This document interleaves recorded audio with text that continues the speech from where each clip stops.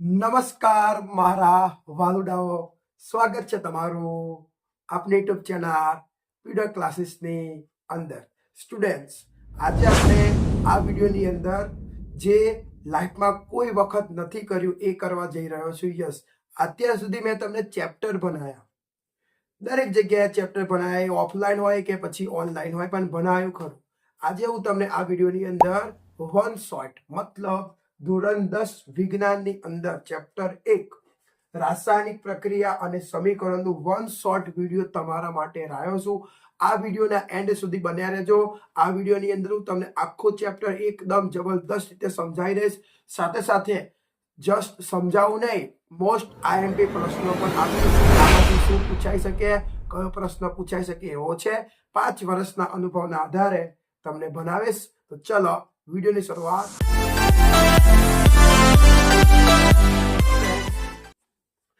જે તમારું પ્રકરણ છે જેનું નામ છે રાસાયણિક પ્રક્રિયા અને સમીકરણ.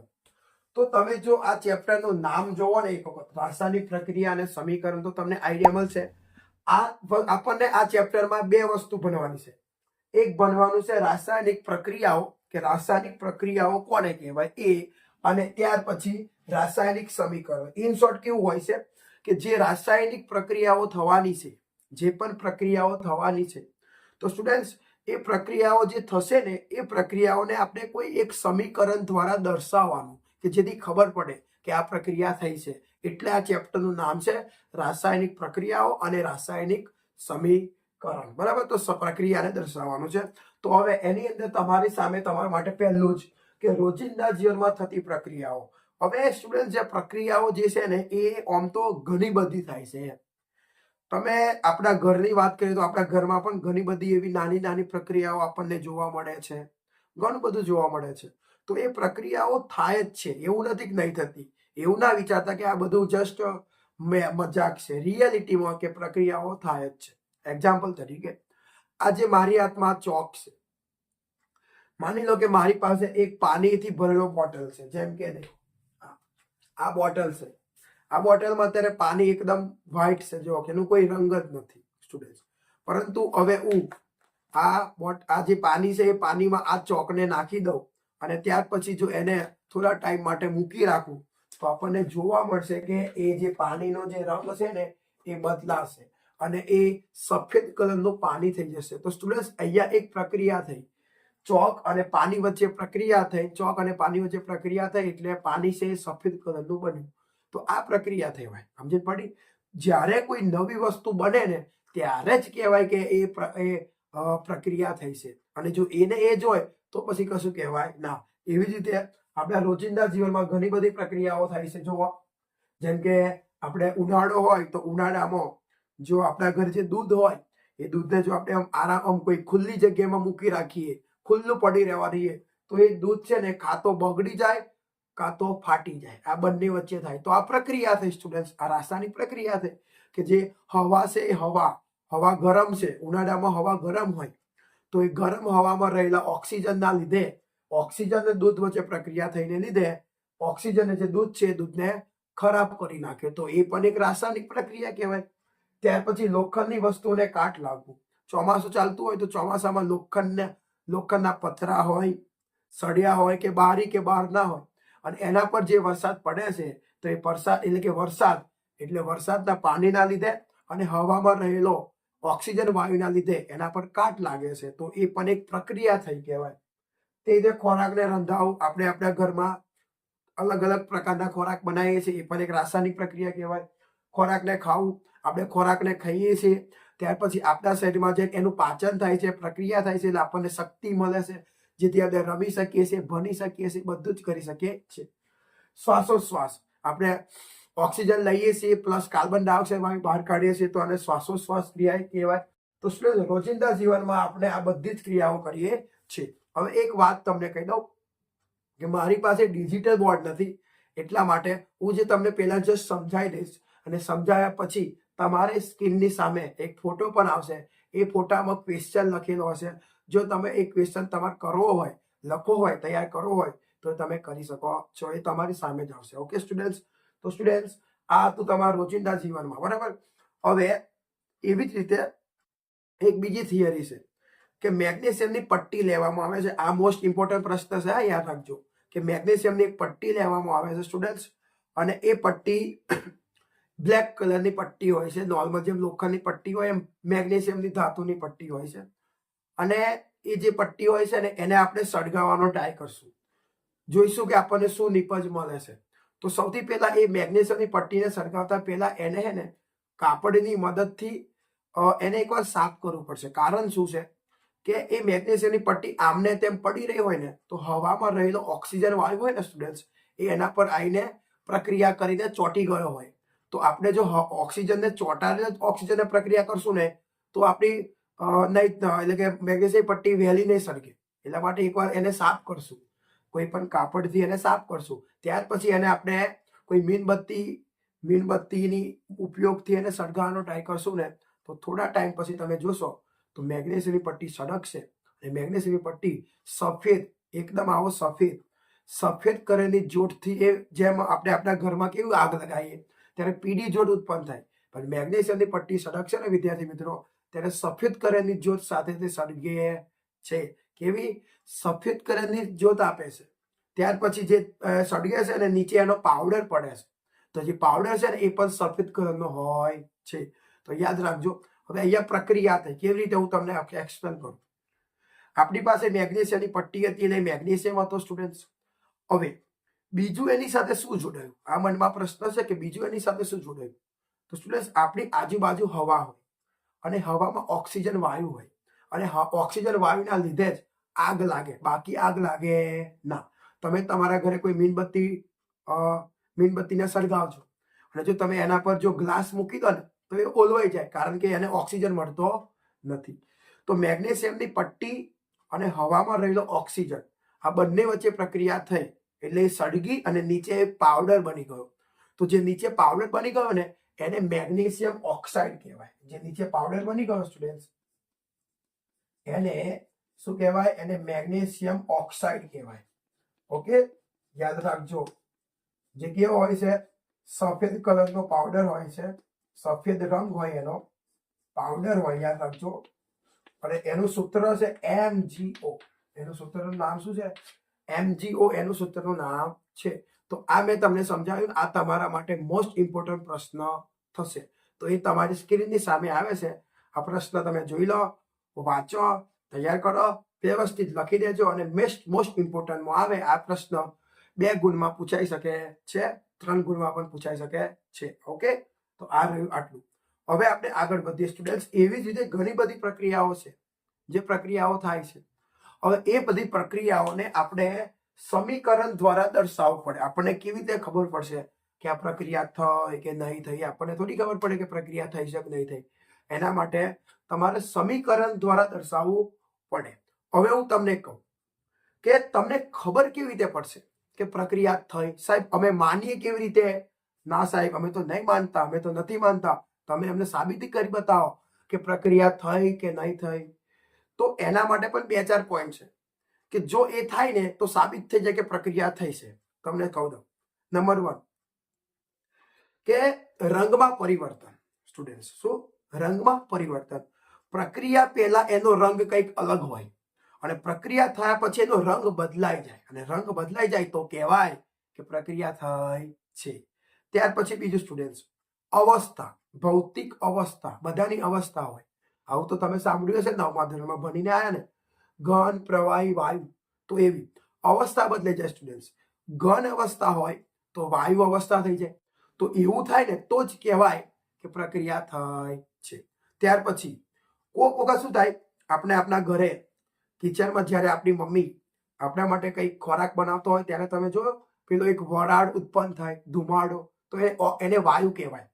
તો વાયુ પણ ઉત્પન્ન થાય ને તો કહી શકાય કે પ્રક્રિયા થઈ છે. ત્યાર પછી નંબર 4, તાપમાનમાં ઘટાડો વધારો. તાપમાન વધી જાય સ્ટુડન્ટ, ઓછું હોય તો વધારે થઈ જાય, વધારે હોય તો ઓછું થઈ જાય. તો આ 4 પોઈન્ટના આધારે તમે કહી શકો કે પ્રક્રિયા થઈ છે. શું? પહેલું, અવસ્થા બદલાય, રંગ પરિવર્તન થાય, વાયુ ઉત્પન્ન થાય અને તાપમાન બદલાય, ત્યારે જ કહેવાય કે પ્રક્રિયા થઈ છે, બાકી કહેવાય નહીં. આ ચોકને મેં પેલા પાણીમાં નાખ્યું તો શું થયું? જવાબ આપો. મેં જ્યારે આ ચોકને પાણીમાં નાખ્યું ત્યારે શું થયું? તો રંગમાં પરિવર્તન થયો હતો. તો આપણે કહી શકીએ કે પ્રક્રિયા થઈ છે. ઓકે સ્ટુડન્ટ્સ, હવે જો તમારે આ ચેપ્ટરને વ્યવસ્થિત રીતે સમજવું હોય અને બધી જ રીતે કરવું હોય, સમજો તો સ્ટુડન્ટ્સ હવે આની અંદર કેવું હોય કે જે પ્રક્રિયા થઈ હોય ને એ પ્રક્રિયાના નામ આપણને ખબર હોય છે. હવે આપણને મેન વસ્તુ તમને કહી દઉં, સમજજો. અવસ્થા, તમને ટોટલી 4 અવસ્થા છે. આમ તો 3 છે, ઘન, પ્રવાહી, વાયુ. ઘન, પ્રવાહી અને વાયુ, પણ ચોથી પણ ઉમેરવામાં આવી છે જેને કહેવાય જલીય અવસ્થા. ઓકે સ્ટુડન્ટ્સ, તો આપણી પાસે 3 અવસ્થા છે. તેમાં નંબર 1 છે, એનું નામ છે ઘન અવસ્થા. અને ઘનને ઇંગ્લિશમાં સોલિડ કહેવાય. તમારે ઘન માટે એસ યાદ રાખવાનું. જોવો, જેમ કે લોખંડ, તો લોખંડને ઘન કહેવાય. તો લોખંડ આવે ને એ તમારે એસ લખવાનું. જેમ કે તાંબુ, તો તાંબુ ઘન કહેવાય. તો જ્યાં આવે ને તો એ તમારે એસ લખવાનું. બરોબર. ત્યાર પછી બીજી અવસ્થા હોય જેને કહેવામાં આવે પ્રવાહી અવસ્થા. તો એને લિક્વિડ કહેવાય. એને શું કહેવાય? ઇંગ્લિશની દુનિયામાં શું કહેવાય? લિક્વિડ. અને એનો એલ, જેમ કે પાણી એ લિક્વિડ છે, એટલે પાણી હોય તો H2 હોય તો અહીંયા એલ લખવાનું તમારે. પછી હાઇડ્રોક્લોરિક એસિડ હોય H2SO4, તો અહીંયા પણ તમારે એલ લખવાનું. ઓકે. ત્યાર પછી નંબર 3 વાયુ. જો વાયુ હોય ને તો અહીંયા તમારે ગેસ લખવું પડે. ગેસ હોય એટલે ગેસ માટે તમારે લખવાનું જી. જેમ કે ઓક્સિજન ગેસ કહેવાય તો જી અવસ્થા લખવાની. હાઇડ્રોજન ગેસ કહેવાય તો તમારે જી લખવાનું. ઓકે. આર્ગોન ગેસ કહેવાય તો એ તમારે જી લખવાનું. અને ચોથી અવસ્થા છે જેનું નામ છે જલીય અવસ્થા, જલીય દ્રાવણ. અને જલીય દ્રાવણને એક્વાસ સોલ્યુશન કહેવાય. એના માટે તમારે ડાયરેક્ટલી યાદ રાખી લો કે AQ લખવાનું. શું લખવાનું? AQ લખવાનું. હવે જલીય દ્રાવણ કોને કહેવાય? તમારા મનમાં પ્રશ્ન હશે કે સર જલીય દ્રાવણ કોને કહેવાય? હું તમને કહું, જે પદાર્થમાં પાણી એડ થયું હોય ને, જે પદાર્થમાં પાણી ઉમેરાયું હોય ને અને એ જે બને ને એને જલીય દ્રાવણ કહેવાય. એટલે એને એક્વાસ કહેવાય, AQ કહેવાય. એક્ઝામ્પલ તરીકે આ ચોકને દેખો, તો આ ચોકમાં અત્યારે બિલકુલ પાણી નથી, તો આ ઘન કહેવાય, સોલિડ S. પણ હું આ ચોકને પાણીમાં ભીનો કરું અને પછી તમારી સામે લાવું તો તમે એને ઘન ના કહી શકો. એ બની ગયું કહેવાય જલીય દ્રાવણ, એક્વાસ બની ગયું કહેવાય. ઓકે સ્ટુડન્ટ્સ, તો આ તમારી અવસ્થાઓ હતી. હવે મુખ્ય બાબત હવે આવી ગઈ કે સ્ટુડન્ટ્સ તમે જે પ્રક્રિયાઓ કરવાના છો એ પ્રક્રિયાને આધારે તમારે સમીકરણ લખવું પડે. તમારે જે પ્રક્રિયા થઈ છે એને સમીકરણ શું દર્શાવવું પડશે.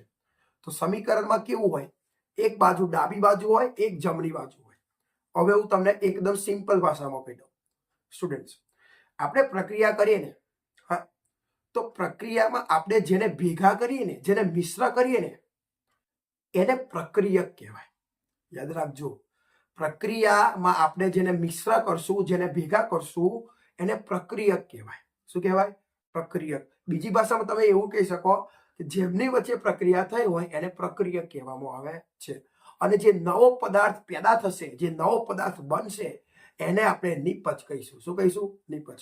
તો સમજો, બે બાજુ છે તમારી સામે, વચ્ચે તમારે આ રીતે તીર દોરવાનું છે. યાદ રાખજો. તો જેને તમે ભેગા કરવાના છો, જેમની વચ્ચે પ્રક્રિયા થાય છે, જેને પ્રક્રિયક કહેવાય, તો પ્રક્રિયક હંમેશા તીરની ડાબી બાજુ લખવામાં આવે છે. એટલે ડાબી બાજુ શું હોય? ખબર પડી ગઈ ને? ડાબી બાજુ શું હોય? તો ડાબી બાજુ પ્રક્રિયક હોય. પ્રક્રિયક કોને કહેવાય? જેમની વચ્ચે પ્રક્રિયા થાય એ. અને જમણી બાજુ શું હોય? નિપજ. જે નવો પદાર્થ બને એ હંમેશાને આ બાજુ લખવામાં આવે છે. યાદ રાખજો. બરાબર. તો ડાબી બાજુ પ્રક્રિયક લખવાના અને જમણી બાજુ નિપજ લખવાના હોય છે. ઓકે. તો પ્રક્રિયક અને નિપજ વિશે તમને ખ્યાલ આવી ગયો હશે. ઓકે સ્ટુડન્ટ, જો મેં તમારી સામે પ્રક્રિયા લખી. હવે આ પ્રક્રિયામાં તમે સમજો તો આ તીરની ડાબી બાજુ છે, હશે ને? તો આ જે બંને છે ને, આ બંનેને સ્ટુડન્ટ પ્રક્રિયક કહેવાશે. શું કહેવાશે? બંનેને પ્રક્રિયક કહેવામાં આવે. અને આ જે તીરની જમણી બાજુ જે તમને આપેલું છે, તીરની જમણી બાજુ જે આપેલું છે આને સ્ટુડન્ટ નિપજ કહેવાય. શું કહેવાય? નિપજ કહેવાય. ઓકે. તો આ તમારા પ્રક્રિયક છે. આ બંને વચ્ચે પ્રક્રિયા થઈ તો આ વસ્તુ નવી બની છે. કાર્બન અને ઓક્સિજન વાયુ વચ્ચે પ્રક્રિયા થઈ ત્યારે CO2 એટલે કાર્બન ડાયોક્સાઇડ વાયુ નવો પદાર્થ બને છે. ઓકે સ્ટુડન્ટ્સ, હવે આવી રીતે તમારે દર્શાવવાનું છે. હવે કેવું હોય લોજિકલી કે તમે આજે તમે કર્યું ને એને સંજ્ઞારૂપી કહેવાય. તમે શું કર્યું તો સંજ્ઞા દ્વારા દર્શાવ્યું. જુઓ તમે કાર્બન છે તો કાર્બનની સંજ્ઞા શું થાય સી, તો તમે સી લખ્યું. પછી ઓક્સિજન તો ઓક્સિજન O2 તો તમે O2 લખ્યું. પછી CO2 કાર્બન ડાયોક્સાઇડની સંજ્ઞા થાય CO2 તો તમે આજે લખીને સંજ્ઞા કહેવાય. હવે આપણે સમજીએ, આમાં આપણે અવસ્થાને એડ કરશું. તો આ શું છે કાર્બન. તો સ્ટુડન્ટ્સ કાર્બન એટલે સી, અને કાર્બન એક ઘન પદાર્થ હોય, લાકડું, એટલે આ લાકડું છે, લાકડું સળગીશું તો લાકડું ઘન કહેવાય, તો અહીંયા તમારે એસ લખવાનું. સમજ્યા? પછી આ O2 છે, O2 એટલે ઓક્સિજન, ઓક્સિજન એક વાયુ છે તો એના માટે તમારે અહીંયા G લખવાનું. અને આ CO2 બન્યું, CO2 એ પર એક વાયુ જ છે એટલે એને પણ શું કહેવામાં આવે G કહેવામાં આવે. અને એકવાસ એક્યુ ના કહેવાય કારણ કે આમાં થોડી પાણી છે એટલે આને શું કહેવાય G. તો આવી રીતે તમારે અવસ્થા લખવી પડશે. હવે સ્ટુડન્ટ્સ સમીકરણ તમને ખ્યાલ આવી ગઈ કે આ જે છે આ ભાઈને કહેવાય રાસાયણિક સમીકરણ, અને કહેવામાં આવે રાસાયણિક સમીકરણ. ઓકે, તો યાદ રાખો પણ રાસાયણિક સમીકરણ પણ કેવું તો સંજ્ઞારૂપી રાસાયણિક સમીકરણ, સંજ્ઞાનો યુઝ કર્યો છે. હવે તમને આવું આપી શકે છે, હું તમને એક્સપ્લેનેશન કરી બતાવું. જોવો ધ્યાન આપજો, હું લખું છું, ધ્યાન આપજો. હાઇડ્રોજન વાયુ પ્લસ ઓક્સિજન વાયુ gives, આ બાજુ બનાવું છું હાઇડ્રોજન ઓક્સાઇડ. સ્ટુડન્ટ્સ આ જે જો મેં અહીંયા નામ લખ્યા, દેખો હાઇડ્રોજન નું નામ, ઓક્સિજન નું નામ અને હાઇડ્રોજન ઓક્સાઇડ નામ લખ્યા. હવે એક વાત યાદ રાખો, તમને પરીક્ષામાં આવું સમીકરણ આપે, આવું સમીકરણ આપે અને નામરૂપી સમીકરણ કહેવાય. અને કેવું સમીકરણ કહેવાશે? નામરૂપી સમીકરણ કહેવાય. તો તમને આવું નામ આપી શકે, નામ લખેલું હોય, અને હવે તમને એવું પૂછશે કે આ નામ પરથી તમારે આવું સમીકરણ બનાવો. એટલે નામરૂપી સમીકરણ પછી સંજ્ઞારૂપી સમીકરણ તમને બનાવો. આવું તમને 3 ગુણમાં પૂછી શકે છે. તમને હવે 3 આપી દે 1 2 3 અને 3 ના તમારે સંજ્ઞારૂપી સમીકરણ લખવા પડે તો તમે લખી શકો તો તમને 100% માર્ક્સ મળશે. ઓકે, તો આવી રીતે તમારે પૂછી શકાય છે. ત્યાર પછી આપણે આગળ વધીએ કે સ્ટુડન્ટ સમીકરણ હોય ને એમાં કેવું હોય, સમીકરણ 2 ટાઈપના હોય. સમીકરણ હોય ને એ 2 ટાઈપના હોય. એ કયા 2 ટાઈપ એ તમને બતાવું. 2 પ્રકારના સમીકરણ હોય છે, યાદ રાખો. એક હોય જે હોય કંઈક આ ટાઈપનું હોય, ધ્યાન રાખો. Number 1 H2 plus Cl2 gives 2HCl. હવે તમે આ સમીકરણ તમે જોયું H2 plus Cl2 અને HCl. હવે સ્ટુડન્ટ્સ આ જે સમીકરણ છે ને આ ખોટું સમીકરણ છે. This is a wrong, આ wrong સમીકરણ છે. કેવી રીતે હું તમને કહું, તમે એકવાર જુઓ તો આ જે તીર છે આની ડાબી બાજુ જુઓ તો ડાબી બાજુ પણ તમને H દેખાય છે, હાઇડ્રોજનનો H. જમણી બાજુ પણ તમને H દેખાય છે. અહીં પણ Cl છે અને આ બાજુ પણ Cl છે. તમે જુઓ તો તમને ડાબી બાજુ તમને H કેટલા દેખાય છે, H ની સંખ્યા કેટલી છે, તો ડાબી બાજુ H ની સંખ્યા 2 છે. કેટલી છે? 2. તે રીતે જમણી બાજુ તમને H કેટલા દેખાય છે? 1 દેખાય છે. ત્યાર પછી ડાબી બાજુ તમને Cl ની સંખ્યા કેટલી દેખાય છે? 2. અને આ બાજુ કેટલી દેખાય છે? 1. સ્ટુડન્ટ્સ આ ખોટું સમીકરણ કહેવાય. કેવી રીતે?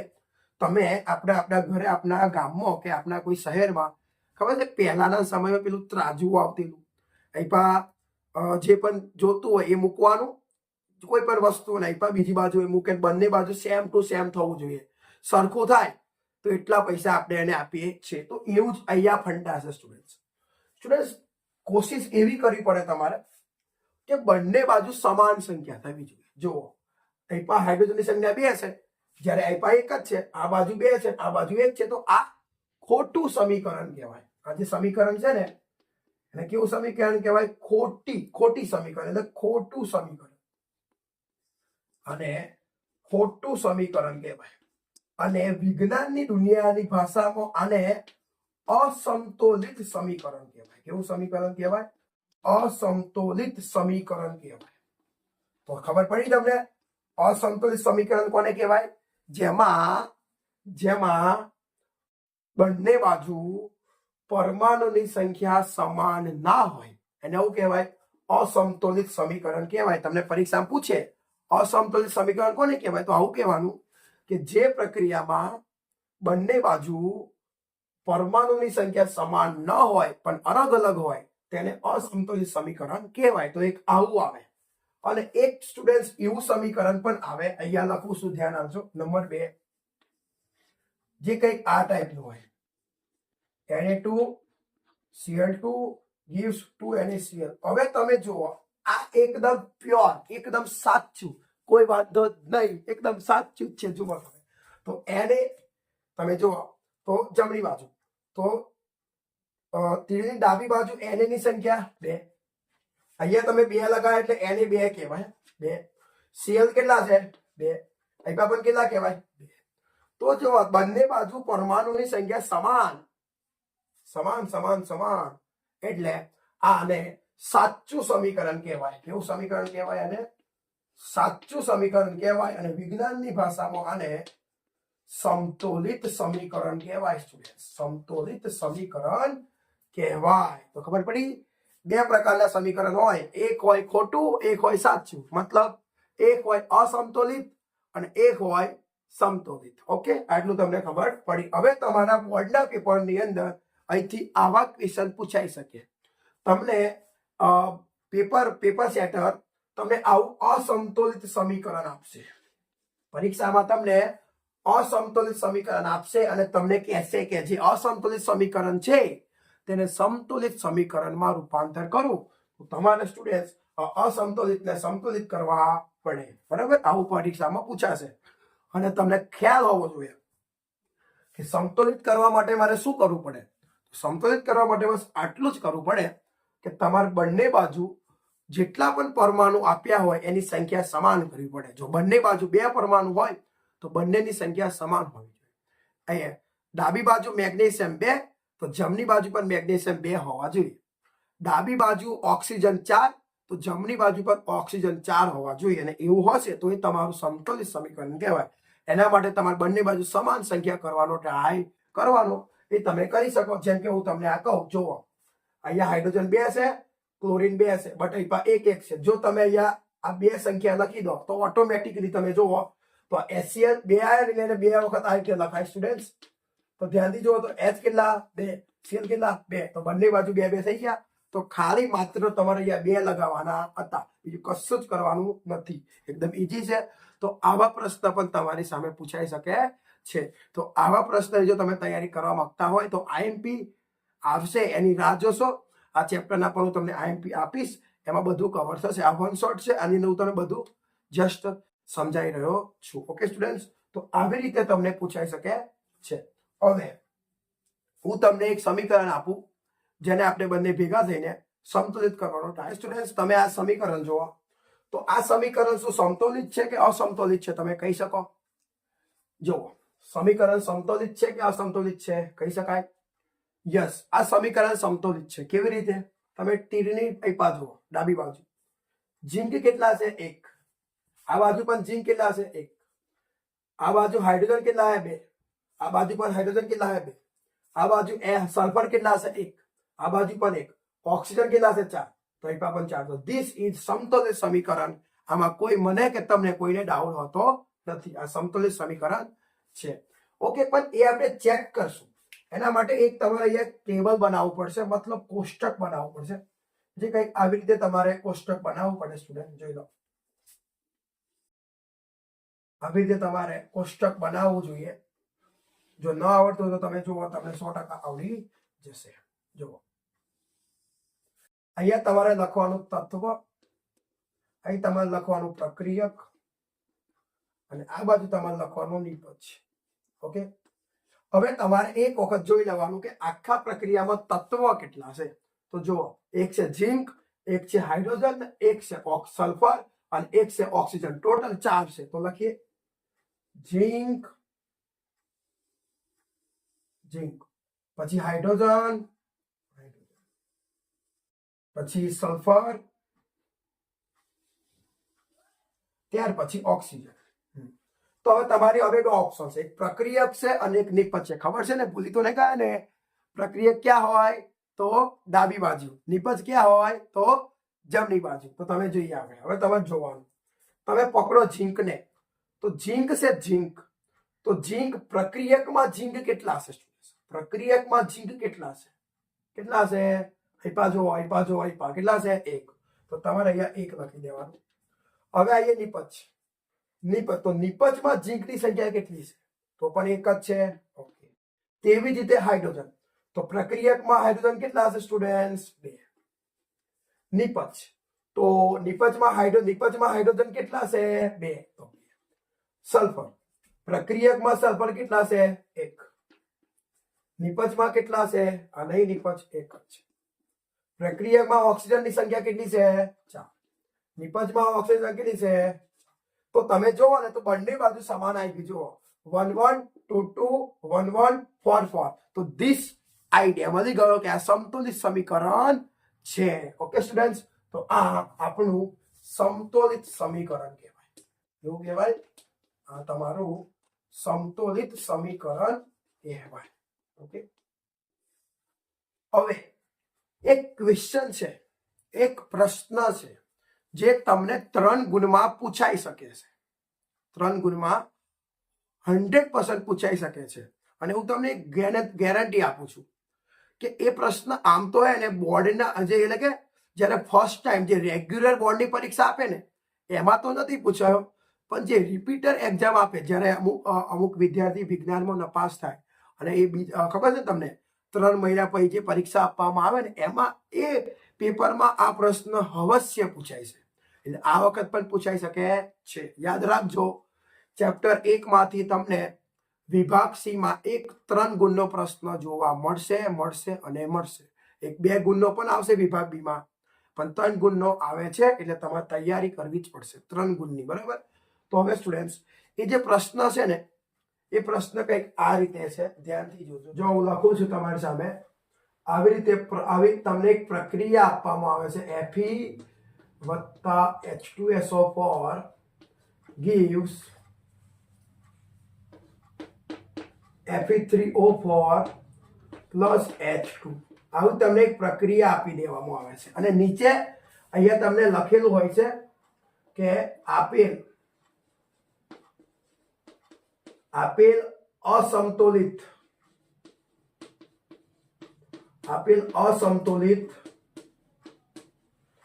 સમીકરણમાં આપેલ અસમતોલિત સમીકરણને સમતોલિત સમીકરણમાં રૂપાંતર કરો.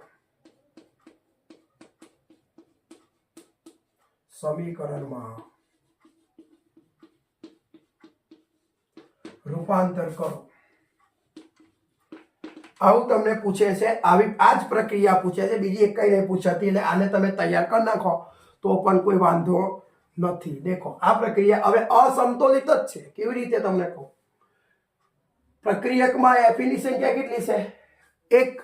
જ્યારે નિપજમાં Fe કેટલા છે? 3. આવી ગયો લોચો આવી ગયો. પહેલો લોચો મળે તમને. બીજો કે પ્રક્રિયકમાં હાઇડ્રોજન 2 છે, આઈપા 2 છે. શાંતિ થઈ, મસ્ત છે. હવે પ્રક્રિયકમાં ઓક્સિજન કેટલા છે? 4. તો આઈપા પણ કેટલા છે? 4. તો બચી ગયા. તો અહીંયા એક વસ્તુ અસમતોલિત છે, તો એને તમારે સમતોલિત કરવી પડશે. જોવો તમે Fe + H2SO4, સોરી મારી એક ભૂલ થઈ ગઈ છે. અહીંયા H2SO4 નથી આવતા, અહીંયા ખાલી H2O આવે છે. એના માટે દિલથી સોરી. હવે તમે એકવાર જોઈ લો. Fe + H2O, Fe2O4 + H2. તમારા પ્રક્રિયામાં 2 વસ્તુ કરવી પડશે. એક Fe આઈપા 1 છે અને આઈપા 3 છે. બીજું H2. તો H2 આઈપા 2 છે, આઈપા 2 જ છે. પરંતુ બિગ પ્રોબ્લેમ, ઓક્સિજન 1 છે, બાકી આઈપા 4 છે. 2 વસ્તુ કરવાની છે. Fe આયરન લોખંડને કરવાનો છે અને ઓક્સિજનને કરવાના છે. હવે એક વિદ્યાર્થી, મારી વાત સમજો, જો તમને આવો ક્વેશ્ચન 3 ગુણમાં પૂછાય આવી રીતે કે કોઈ પ્રક્રિયા આપેલી હોય અને પૂછે કે આપેલ અસમતોલિત સમીકરણને સમતોલિત સમીકરણમાં લખો, તો તમારે આ પ્રશ્નને એકદમ ડીપમાં લખવો પડે અને લખવો જ પડે. સમજો 3 ગુણનો સવાલ છે. સમજો 3 ગુણનો, તો આ પ્રશ્ન ડીપમાં તમારે લખવો પડે. ડીપમાં, બરાબર? ડીપમાં લખવાનો પૂછાય છે. 3 ગુણમાં પૂછાય છે, યાદ રાખજો. ઓકે, બાકી જો આ થિયરી એટલે આવી કોઈ પ્રક્રિયા તમને ખાલી માત્ર એક જ ગુણમાં પૂછાય ને તો પછી તમારે આખા 3 પેજ લખવાની જરૂર ના પડે. એક જ ગુણમાં પૂછાય ને તો સીધું સંતુલિત કરી દેવાનું. જોવો આઈપા એફી કેટલા છે 3, તો આઈપા 3 કરવાના છે તો તમે અહીંયા 3 લગાવો તો એફી 3 થઈ ગયા. આ બાજુ ઓક્સિજન કેટલા છે 4, આ બાજુ ઓક્સિજન કેટલા છે 1 જ છે તો સીધા તમે અહીંયા ચોગડ 4 લગાવો 4 નંબર.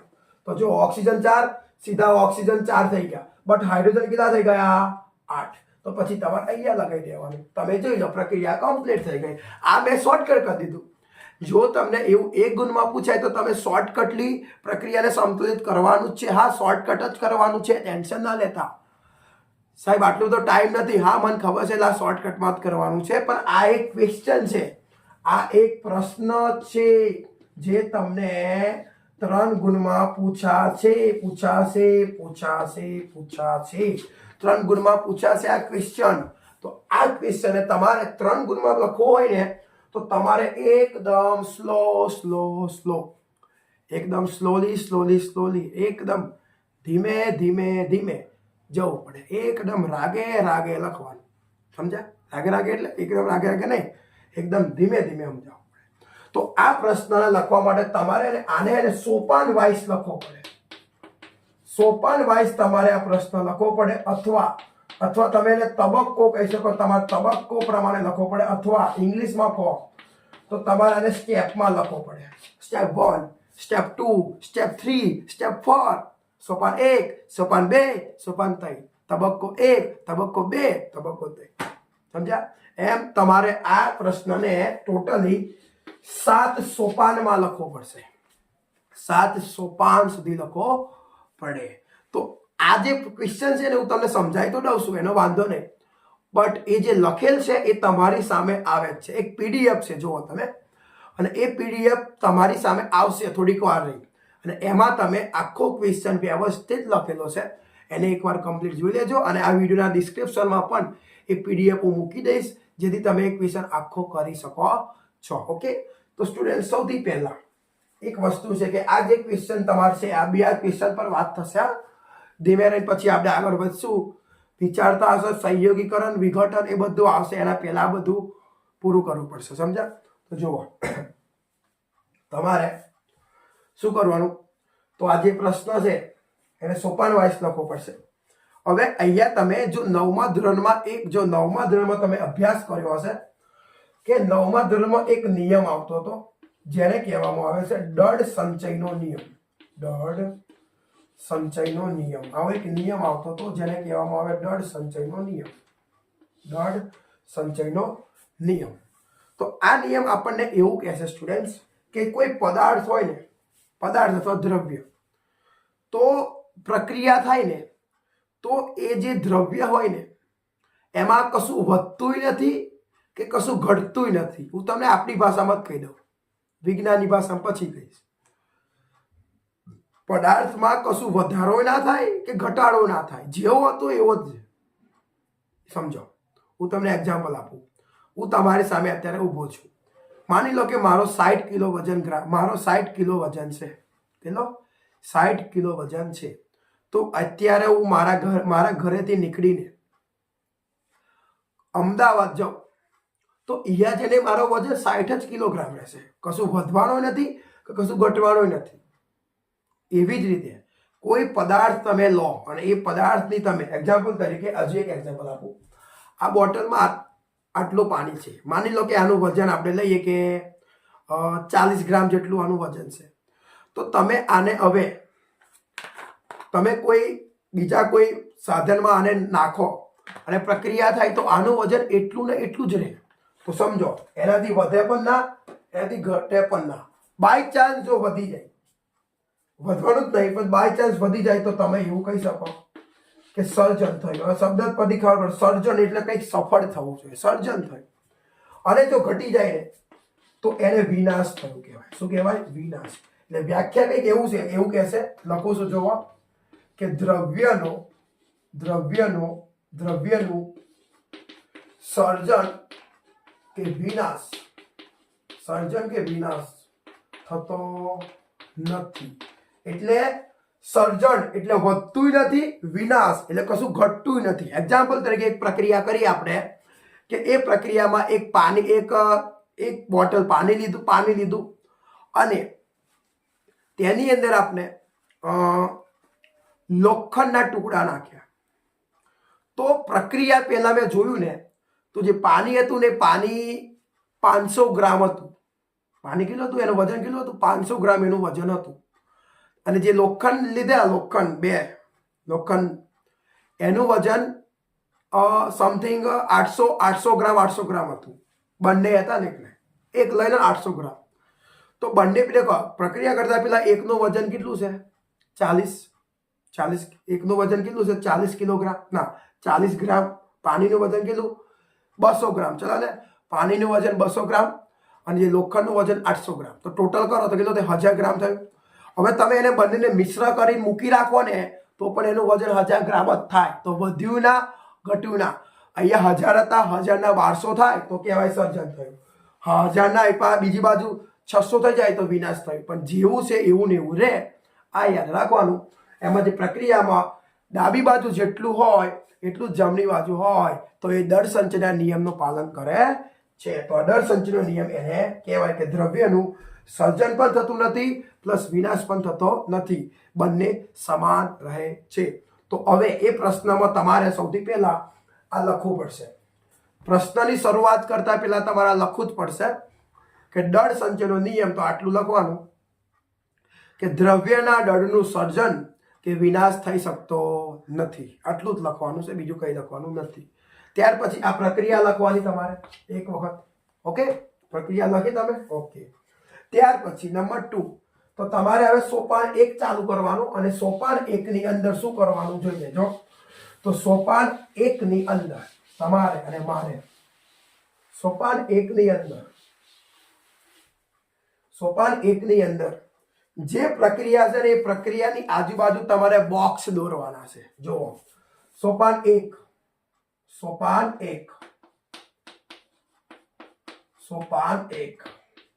આની અંદર શું કરવાનું, તો અહીં લખવાનું એવું હોય વિદ્યાર્થી મિત્રો, લખવાનું કે આવું લખી શકો તમે કે તત્વની આજુબાજુ બોક્સ બનાવતા, પરમાણુની આજુબાજુ બોક્સ બનાવતા અથવા પ્રક્રિયક અને નિપજની આજુબાજુ બોક્સ બનાવતા.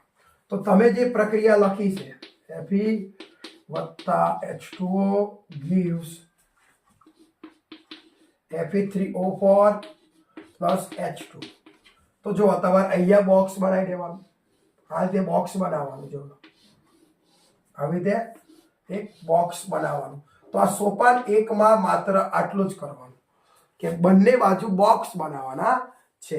અને નીચે એવું લખવાનું કે બોક્સની અંદર કોઈ ફેરફાર કરી શકાતા નથી. એટલે જુઓ, આ બોક્સની અંદર હાઇડ્રોજનની સંખ્યા કેટલી છે, 2. તો તમે અહીંયા કાઢીને 4 ના કરી શકાય. એ બધું કશું જ ફેરફાર થશે નહીં. તો સોપાન 1 માં તમારે ખાલી ને ખાલી આટલું કરવાનું છે. ઓકે, ત્યાર પછી સોપાન 2 આવી. સોપાન 2, તો જે સોપાન 2 છે ને એની અંદર તમારે જે પ્રક્રિયા છે ને એમાં તત્વોની યાદી બનાવવાની. એટલે લખી દેવાનું કે યાદી બનાવતા, સંખ્યાની યાદી, એટલે યાદી બનાવતા. તમારી સામે બધું લખેલું જ આવે છે એટલે જોઈ લેજો. જુઓ, અભિયાન જે કોષ્ટક બનાવે સૌથી પહેલા એ કોષ્ટક તમારે ફરીથી રિટર્ન કરવાનું. જુઓ, ઓકે, અહીંયા તત્વ, અહીંયા પ્રક્રિયક અને અહીંયા નિપજ. ઓકે સ્ટુડન્ટ્સ, અહીંયા કેટલા છે, એક Fe છે, એક હાઇડ્રોજન છે, એક ઓક્સિજન છે. અહીં પ્રક્રિયકમાં કેટલા છે, એક પ્રક્રિયક અને નિપજ તો એક. જ્યારે અહીં કેટલા છે, 3. હાઇડ્રોજનમાં 2, અહીં 2, વાંધો જ નહીં. ઓક્સિજન 1, અહીં 4. તો કોષ્ટકથી ખબર પડે છે કે આ બંનેમાં રોંગ છે, આ અસંતુલિત છે, આ સંતુલિત છે અને જ્યારે આ અસંતુલિત છે. 2 અસંતુલિત છે. તમે ખબર પડી ને, એના માટે કોષ્ટક બનાવવાનું. તેવી રીતે હવે સોપાન નંબર 3 ની અંદર તમારે સોપાન નંબર 3 ની અંદર તમારે બંનેમાંથી 2 ને તમારે સંતુલિત કરવાના છે, એક Fe ને અને એક ઓક્સિજન ને. આ બંનેમાંથી ગમે તે એકને પહેલા સંતુલિત કરવાના. હવે મનમાં પ્રશ્ન છે, પહેલો સંતુલિત કોને કરું? ઓક્સિજનને કહો કે Fe ને કહો. તો એના માટે ટ્રીક કહી દો, જેની સંખ્યા વધુ હોય એને સૌથી પહેલા સંતુલિત કરવાની. તો અહીં Fe 1 અને 3 હતા એટલે તમે કહો 4 થાય, અને 1 અને 4 હતા તો સૌથી પહેલા ઓક્સિજનને સંતુલિત કરવાના છે. તો સોપાન નંબર 3 લખવાનું તમારે. સોપાન નંબર 3 લખવાનું તમારે. આ બધું તમને પ્રશ્ન આપી દઉં છું એટલે ટેન્શન ન લેતા. સોપાન નંબર 3 માં તમારે આટલું કાંઈ લખવાનું કે ઓક્સિજનને સંતુલિત કરતા, બરાબર? એટલું લખી દેજો જાતે.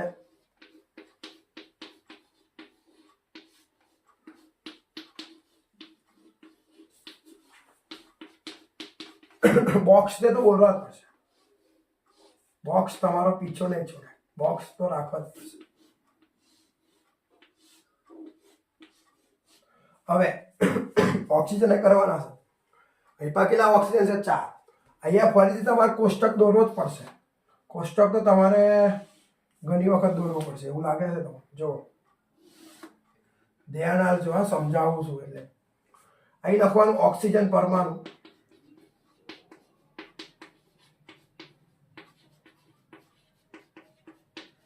આ બાજુ તમારે લખવાનું પ્રક્રિયક, આ બાજુ તમે લખશો નિપજ. ઓકે, તો અહીંયા લખે શરૂઆતમાં, અને અહીંયા લખશો આપણે અંતમાં. હવે પ્રક્રિયક છે તો પ્રક્રિયકમાં ઓક્સિજન કેટલા છે? 1. નિપજમાં ઓક્સિજન કેટલા છે? 4. અહીં 1 અને 4 છે. એક વાત યાદ રાખજો, તમે જ્યારે આવું કરો ને તો તમારે શું કરવાનું? વધારે ઓછું નહીં કરવાનું. મતલબ 4 છે તો 4 ને હટાવીને 1 કરવાનો પ્રયત્ન નહીં કરવાનો, ઓછાને વધારે કરવાનું, 1 ને 4 કરવાનો ટ્રાય કરવાનો, બરાબર? આ યાદ રાખજો. તો ચલો સ્ટુડન્ટ શું કરી શકીએ? 4 અને 4 આટલું થઈ શકે. એક વાત એમને લખી દઈએ પછી આપણે કરશું. જુઓ તો અહીંયા ક્યાં છે? પ્રક્રિયકમાં ઓક્સિજન આ રહ્યું, H2O છે. નિપજમાં કઈ છે? Fe3O4 છે. તો ચલો ઓક્સિજન કહા પે હે? એ રहा. કેટલા છે? 1. અને અહીંયા કેટલા છે? 4. આ તમારે કોન્સમાં લખવું પડશે. હવે અહીંયા 4 છે તો તમે એને કરવા માટે શું કરી શકો? અંદર તો નહીં થાય, કેમ કે આપણે બોક્સ દોરી દીધા છે. બોક્સની અંદર તો આપણે કંઈ કરી શકતા નથી. તો કરવું હોય તો ક્યાં કરી શકશું? બહાર જ કરી શકાય. તો આને હવે 4 છે, 1 ને 4 બનાવવા હોય તો શું કરવું પડે? તો 1 ને 4 બનાવવા હોય તો એને 4 વડે ગુણવા પડે. 1 દુ 4 એટલે કે 1, 1 ચોક 4. તો તમારા 4 થઈ ગયા. તો આ 1 એ તો અહીંયા જ છે, તો 4 તમારે અહીંયા લખવા પડે. તો જો બંને બાજુ 4 4 થઈ ગયા. 4 ઉમેરે તો અહીંયા. તો બસ હવે તમારા પ્રક્રિયાને ફરીથી અહીંયા લખી દેવાની. નીચે સૌથી પહેલા આ, ત્યાર પછી આ, અને એની નીચે ફરીથી લખી દેવાની, બરાબર? અને અહીંયા તમે જે આ H2 ની આગળ 4 લગાયા એટલે હું ફરીથી તમે તો ફરીથી લખી પણ બતાવી દઉં. જોયો અહીંયા ફરીથી લખી દો.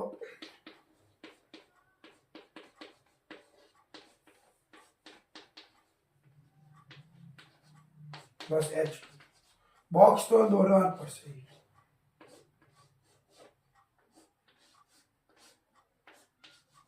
તો આપણે શું કર્યું?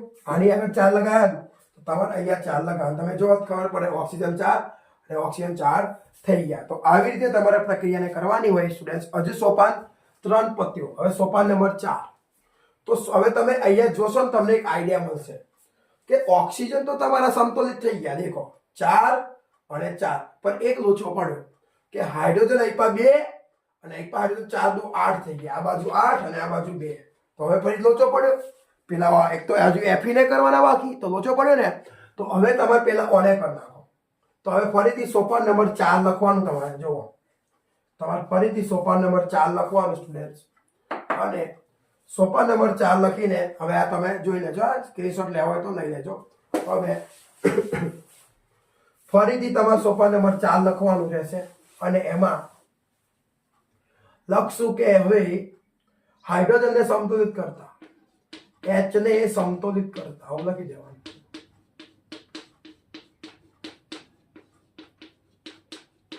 અને હવે H ને સંતુલિત કરતા પછી ફરીથી તમારે આ કોષ્ટક દોરવો પડશે બીજી વાર.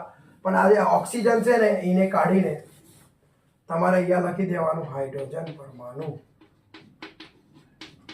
પ્રક્રિયક નિપજ. હવે તમારે લખવાનું કે પ્રક્રિયકમાં ક્યાં છે, તો અહીંયા છે અને અહીંયા પણ આ છે, બરાબર. તો હવે તમે ના, અહીંયા તો અલગ છે, હાઇડ્રોજન આપણે અલગ ટાઈપના છે ને. જો તો અહીં પર H2 આવશે ને ખાલી, અને તો અહીં પર હાઇડ્રોજન કેટલા છે, 4 દુ 8, જ્યારે અહીં પર કેટલા છે, 2. મેં કીધું ને સૌથી પહેલા ઓછાને વધારે કરવાનું, વધારાને ઓછું કરવાનો પ્રયત્ન કરવાનો નહીં. ઓકે, તો 8 અને 2. તો હવે 8 અને 2, તો તમે આને 4 વડે ગુણો તો 8 થઈ જશે IPA, અને IPA પર બંને બાજુ. તો અહીંયા તમારે 8 લગાવવાના. તો હવે પ્રક્રિયા ફરી લખવાની સ્ટુડન્ટ્સ, બરાબર. એકવાર લખી દઉં, અહીંયા લખીશ તો ચાલશે ને. ઓકે, ચલો અહીંયા જ લખું. ફરીથી તમારે Fe વાળું લખવાનું, અને અહીંયા H2 લખેલું ને એક વખત, આપણે 4 હતા.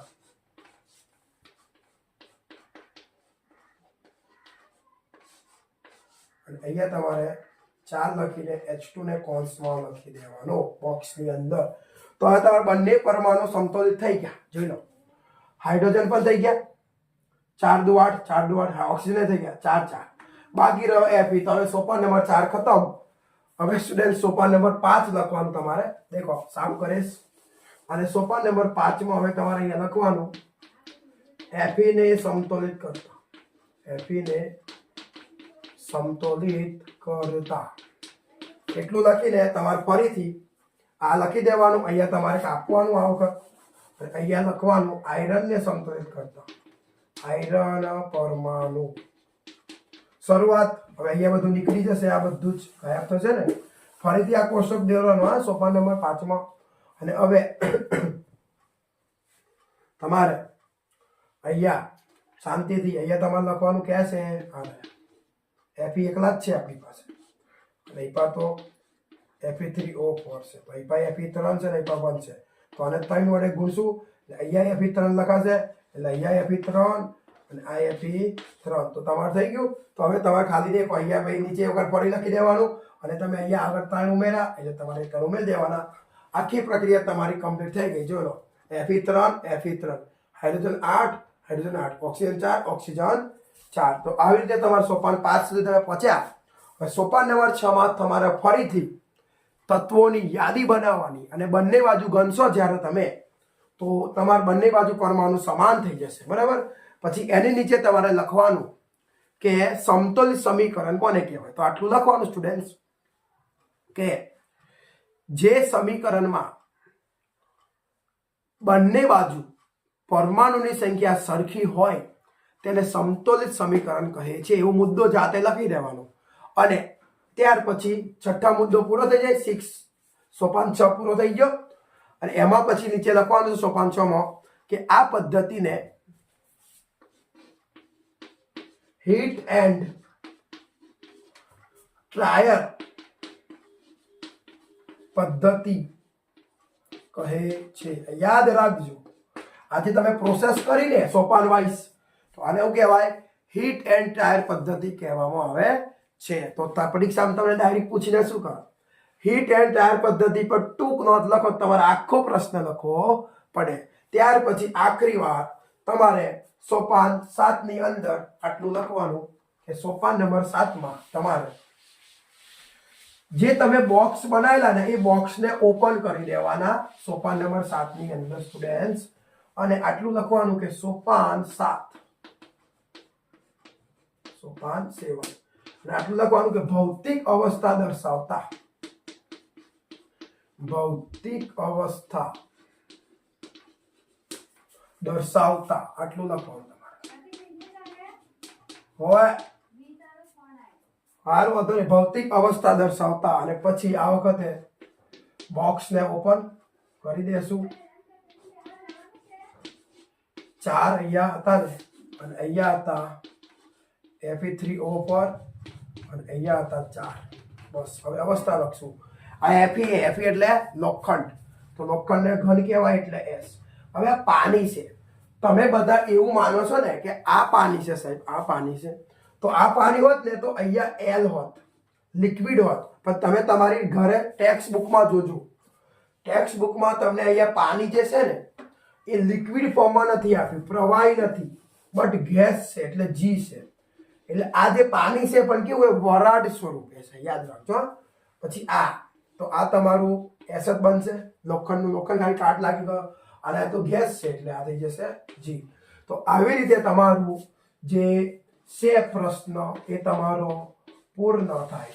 આવી રીતે પ્રશ્ન તમારો પૂર્ણ થાય. આ રીતે તમારે 7 ગુણનો પ્રશ્ન, ના સોરી 3 ગુણનો પ્રશ્ન 7 સોપાનમાં તમારે લખવો પડે.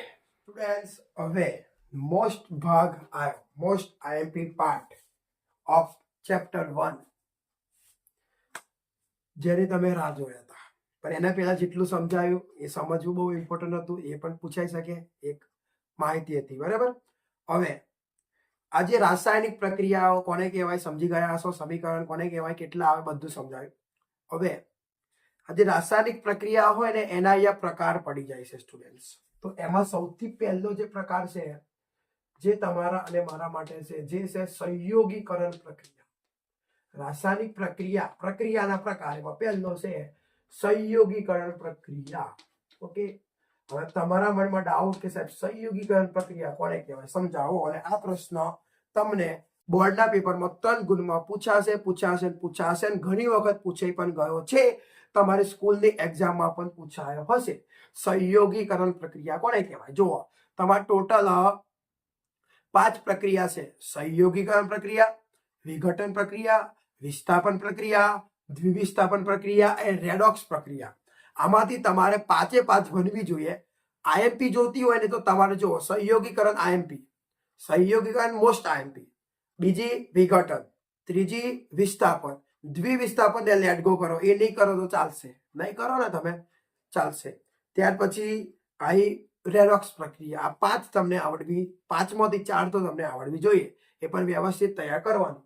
તો સંયોગીકરણ પ્રક્રિયા એને કહેવાય સ્ટુડન્ટ્સ કે જુઓ, સંયોગીકરણ, સંયોગી એટલે સંયોજવું. આનો મિનિંગ શું થાય? સંયોજવું એટલે તો ભેગું કરવું. સંયોજવું નો મતલબ શું થશે કે તમારે ભેગું કરવાનું છે. સંયોજાય ને કેતા 2 વ્યક્તિ સંયોજાય, 2 વસ્તુ સંયોજાય, 2 વસ્તુ ભેગી થાય, એમ સંયોગ કરીને સંયોજવું, ભેગું થાય, સંયોજાય, બરાબર. સંયોજવું એટલે ભેગું થવું. તો અહીંયા કેવું હોય સ્ટુડન્ટ કે તમે 2 વસ્તુને ભેગી કરો અને એક જ વસ્તુ બને. 3 વસ્તુને ભેગી કરો અને એક જ વસ્તુ બને ને, એક જ નિપજ બને. બસ 2 પ્રક્રિયક ભેગા થાય અને એક જ નિપજ બનાવે. 3 પ્રક્રિયક ભેગા થાય, એક જ બનવું જોઈએ, એક જ. 1 એટલે 1, એક જ, બસ. એટલે સંયોગીકરણ પ્રક્રિયા કહેવાય. આ તમારી વ્યાખ્યા થઈ ગઈ, વ્યાખ્યા આવી થઈ ગઈ. જ્યારે 2 કે તેથી વધુ પ્રક્રિયક ભેગા મળીને એક જ નિપજ આપે છે તેને સંયોગીકરણ પ્રક્રિયા કહેવામાં આવે છે. અથવા ઉધી રીતે, જે રાસાયણિક પ્રક્રિયામાં 2 કે તેથી વધુ પ્રક્રિયક સંયોજાઈને અથવા ભેગા થઈને એક જ નિપજ બનાવતા હોય તેને સંયોગીકરણ પ્રક્રિયા કહેવામાં આવે છે. હવે આપણે એક એક્ઝામ્પલ લઈએ, જોજો, સમજજો. કે સૌથી પહેલા તમારે લેવાનું છે ચૂનો, એટલે કે કેલ્શિયમ ઓક્સાઇડ. યાદ રાખો, આને શું કહેવાય? એ નીચે લખી દઉં છું નામ, કેલ્શિયમ ઓક્સાઇડ. શું કહેવાય આને? Calcium oxide. ઓકે, તો સૌથી પહેલા તમારે કેલ્શિયમ ઓક્સાઇડ લેવાનો છે. આપણું ઘરે જે પેલો, જ્યારે આપણા ઘરે કલર મારીએ છીએ ત્યારે જે ચૂનો વપરાય ને, એ આ ચૂનો છે. સમજી ગયા? હવે કેલ્શિયમ ઓક્સાઇડ લેવાનો, જેને સ્ટુડન્ટ્સ કઢી ચૂનો પણ કહેવાય. એનું બીજું નામ શું છે? કઢી ચૂનો કહેવાય છે. ઓકે, અને એ કેલ્શિયમ ઓક્સાઇડ એટલે ચૂનાની તમારે પાણી સાથે પ્રક્રિયા કરવાની છે. H2O એટલે આને શું કહેવાય? પાણી. તો જો 2 પ્રક્રિયક ભેગા થઈને અહીંયા એક જ નિપજ બનાવશે. જોજો, સૌથી પહેલા આ Ca લખી દઈએ તો ઓકે, Ca. હવે આ O, ઓક્સિજન, અને હવે H એટલે તમે શું લખશું? ધ્યાન આપજો, OH, બરાબર. પરંતુ અહીંયા આપણે ઓક્સિજનને આવી રીતે કરીને આવી રીતે કરી નાખશું. ઓકે, તમે ધ્યાન આપો, આવી રીતે થઈ જશે. CaO. ઓકે, થઈ ગયું. જુઓ, Ca તો Ca, હાઇડ્રોજન 2 તો હાઇડ્રોજન 2 થઈ ગયા, અને ઓક્સિજન 2 તો થઈ ગયું. તો આ પ્રક્રિયાથી તો આ જે બન્યું ને, આને કહેવામાં આવે કેલ્શિયમ હાઇડ્રોક્સાઇડ. Calcium hydroxide. આ પ્રક્રિયા તમારા અને મારા માટે મોસ્ટ આઈએમપી કહેવાય સ્ટુડન્ટ્સ, કેમ કે આ પ્રક્રિયા તમારા એક્ઝામમાં તમે લખો તો તમને માર્ક્સ મળે અને મળે. એકવાર આની અવસ્થા લખી દઈએ. કેલ્શિયમ ઓક્સાઇડ ચૂનો છે, જે પેલો સફેદ પાવડર હોય એટલે એસ, આ પાણી છે લિક્વિડ છે એટલે એલ, અને મેં તમને કીધું ને કે જ્યારે પદાર્થમાં પાણી ઉમેરે તો એ ઘન ના રહે, એ બની જાય જલીય દ્રાવણ, એટલે આને શું કહેવાય? એકવાસ. શું કહેવાય? આને એકવાસ કહેવાય. તો સ્ટુડન્ટ્સ આ જે છે આ પ્રક્રિયાને તમે સંયોગીકરણ પ્રક્રિયા કહી શકો, કારણ કે બે પ્રક્રિયા ભેગા થઈને માત્ર એક જ નિપજ બનાવે છે. અને આ તમારે લખવાનું છે, આ તમારે બોર્ડના પેપરમાં પ્રશ્ન તૈયાર કરો અને આ તમારે મુખ્ય ઉદાહરણ લખવાનું. કેવું ઉદાહરણ લખવાનું? મુખ્ય ઉદાહરણ લખવાનું છે. મેન ઉદાહરણ આ લખવાનું છે. ના આવડે તો 10 વાર લખો, 25 વાર લખો, પણ આવડશે પણ લખવાનું. ઉપર સૌથી પહેલા શું લખવાની? વ્યાખ્યા. બોલી ગયો ને વ્યાખ્યા, એ વ્યાખ્યા લખી દેવાની. પછી મુખ્ય ઉદાહરણમાં આ લખી દેવાનું છે. બરાબર? આને કહેવાય સંયોગીકરણ પ્રક્રિયા કહેવાય. હવે તમારે અન્ય ઉદાહરણ સમજવા હોય, બીજા ઘણા બધા ઉદાહરણ છે, એ તમારે લખવાના. અન્ય ઉદાહરણ તો જુઓ, અન્ય ઉદાહરણ. એક બીજી વાત સ્ટુડન્ટ્સ, કે આ જે પ્રક્રિયા છે ને, આ પ્રક્રિયા જ્યારે આ પ્રક્રિયા થાય ને, કેવી રીતે થાય? એક તપેલી લેવાની, એ તપેલીમાં તમારે પાણી ભરવાનું H2O, અને એ પાણીમાં હવે તમે ચૂનો નાખશો, એટલે પછી આમ જ્યારે હલાવશો ને ત્યારે ઓગળી તો જશે, પણ તમે પછી એ સમયે તપેલીને જો આમ ટચ કરો ને, આમ અડો ને, તો તમને એ ગરમ લાગશે. એટલે કે એનો મતલબ ગરમી પણ ઉત્પન્ન થઈ છે, અને ગરમીને વિજ્ઞાનમાં ઉષ્મા કહેવાય. તો જે ગરમી હોય છે, ગરમી એ ગરમીને વિજ્ઞાનની દુનિયામાં શું કહેવાય? ઉષ્મા કહેવાય. તો અહીંયા તમે એવું કહી શકો કે આ પ્રક્રિયામાં ઉષ્મા ઉત્પન્ન થઈ, એટલે ગરમી ઉત્પન્ન થઈ. એટલે આ પ્રક્રિયાનું એક બીજું નામ છે કે જ્યારે તમે સંયોગીકરણ પ્રક્રિયા કીધી છે, એને જ ઉષ્માક્ષેપક પ્રક્રિયા કહેવાય. યાદ રાખજો, આ બીજું નામ ઉષ્માક્ષેપક પ્રક્રિયા. પ્રક્રિયાનું બીજું નામ છે. વ્યક્તિનો બે નામ નહીં હોતા, કોઈ એક જ વ્યક્તિ બે નામથી નહીં ઓળખાતો, એવી રીતે આને ઉષ્માક્ષેપક પ્રક્રિયા કહેવાય. કેમ કહેવાય? આની વ્યાખ્યા પણ બોલી જઈએ આપણે એક વખત, જેથી આપણને આવડી જાય. જે રાસાયણિક પ્રક્રિયામાં નિપજની સાથે ઉષ્મા ઉત્પન્ન થતી હોય તેને ઉષ્માક્ષેપક પ્રક્રિયા કહેવામાં આવે છે. વાર્તા પૂરી. પછી એક્ઝામ્પલ લખી દેવાનું. ઓકે, સિમ્પલ છે. તો અન્ય ઉદાહરણ યાદ રાખજો. ઉષ્માક્ષેપક પ્રક્રિયા એટલે સંયોગીકરણ પ્રક્રિયા. બરાબર? ઓકે, હવે અન્ય ઉદાહરણ તો જોવો. તમે પહેલું લઈએ તો કાર્બન વત્તા ઓક્સિજન, તો બંને વચ્ચે પ્રક્રિયા થાય એક જ બને. તમે ધ્યાનથી જોવો તો બે પ્રક્રિયા ભેગા થાય એક જ નિપજ બની, તો આને સંયોગીકરણ કહેવાય. સાથે સાથે ઉષ્માક્ષેપક પ્રક્રિયા પણ કહેવાશે. નંબર 2, બીજું એક્ઝામ્પલ સ્ટુડન્ટ્સ, કે CH4 એટલે આપણું મિથેન ગેસ છે, આપણા ઘરે જે સિલિન્ડર હોય એમાં હોય. ત્યાર પછી આ ઓક્સિજન લેજો મેં. ઓકે, તો અહીંયા બનશે CO2, પ્રકાશ પણ ઉત્પન્ન થાય. આ બધું વધારાનું લખાવશો, પ્લસ ઉષ્મા પણ ઉત્પન્ન થશે. ઓકે, તમે આ નહીં લખો તો ચાલશે, પણ લખ્યું મેં. સંતુલિત કરો. સાથે સાથે પાણી પણ પેદા થશે ને, H2O રહી ગયું. જો તો H2O તમે જોઈ લો, તો કાર્બન 1, હાઇડ્રોજન 4, તો 2 4, ઓક્સિજન ટોટલ 4, તો થઈ ગયા 4. તો આ પણ છે તમારી ઉષ્માક્ષેપક પ્રક્રિયા, એટલે કે સંયોગીકરણ પ્રક્રિયા છે. આવા હજુ બીજા એક્ઝામ્પલ છે સ્ટુડન્ટ્સ. આપણે જે શ્વસન કરીએ ને, તો શ્વસન પણ એક ઉષ્માક્ષેપક પ્રક્રિયા છે. કેવી રીતે? હું તમને કહું. આપણે જ્યારે ખોરાક ખાઈએ, તમે એક વાર નોટિસ કરજો, આપણે ખોરાક ખાઈએ ને, તો ખોરાક જ્યારે આપણે જમવા બેઠ્યા હોય ને ઘરે, તો જમતી વખતે આપણે બહુ ગરમી થાય. ખબર? બહુ ગરમી લાગે, ઘણી બધી ગરમી લાગે. આ બધો ફેસ પર ગરમી થઈ જાય, હાથ બાથ ભીના થઈ જાય. એનું કારણ છે આપણે જે ખોરાક ખાઈએ ને, ખોરાક અંદર જઈને ખોરાકનું પાચન થાય, અને ખોરાકનું પાચન થાય ને ત્યારે એ ખોરાકની પાચનની સાથે સાથે ગરમી પણ ઉત્પન્ન થાય. અંદર એક ગરમી પેદા થાય, અને એ પછી આપણે પરસેવા સ્વરૂપે બહાર કાઢીએ. તો શ્વસન એ પણ એક ઉષ્માક્ષેપક પ્રક્રિયા છે. આ યાદ રાખજો. ઓકે સ્ટુડન્ટ્સ, તો સંયોગીકરણ પ્રક્રિયામાં આટલી તમારે યાદ રાખવાનું છે. બરાબર? તમને એવું પણ પૂછશે કે કઢી ચૂનો નું સૂત્ર CaO, કેલ્શિયમ ઓક્સાઇડ. ઓકે, અને આને જે છે એવું કહેવાનું ભૂલી ગયો. આને શું કહેવામાં આવે? તો આને ફોડેલો ચૂનો પણ કહેવામાં આવે છે. અને ફોડેલો ચૂનો કહેવાય.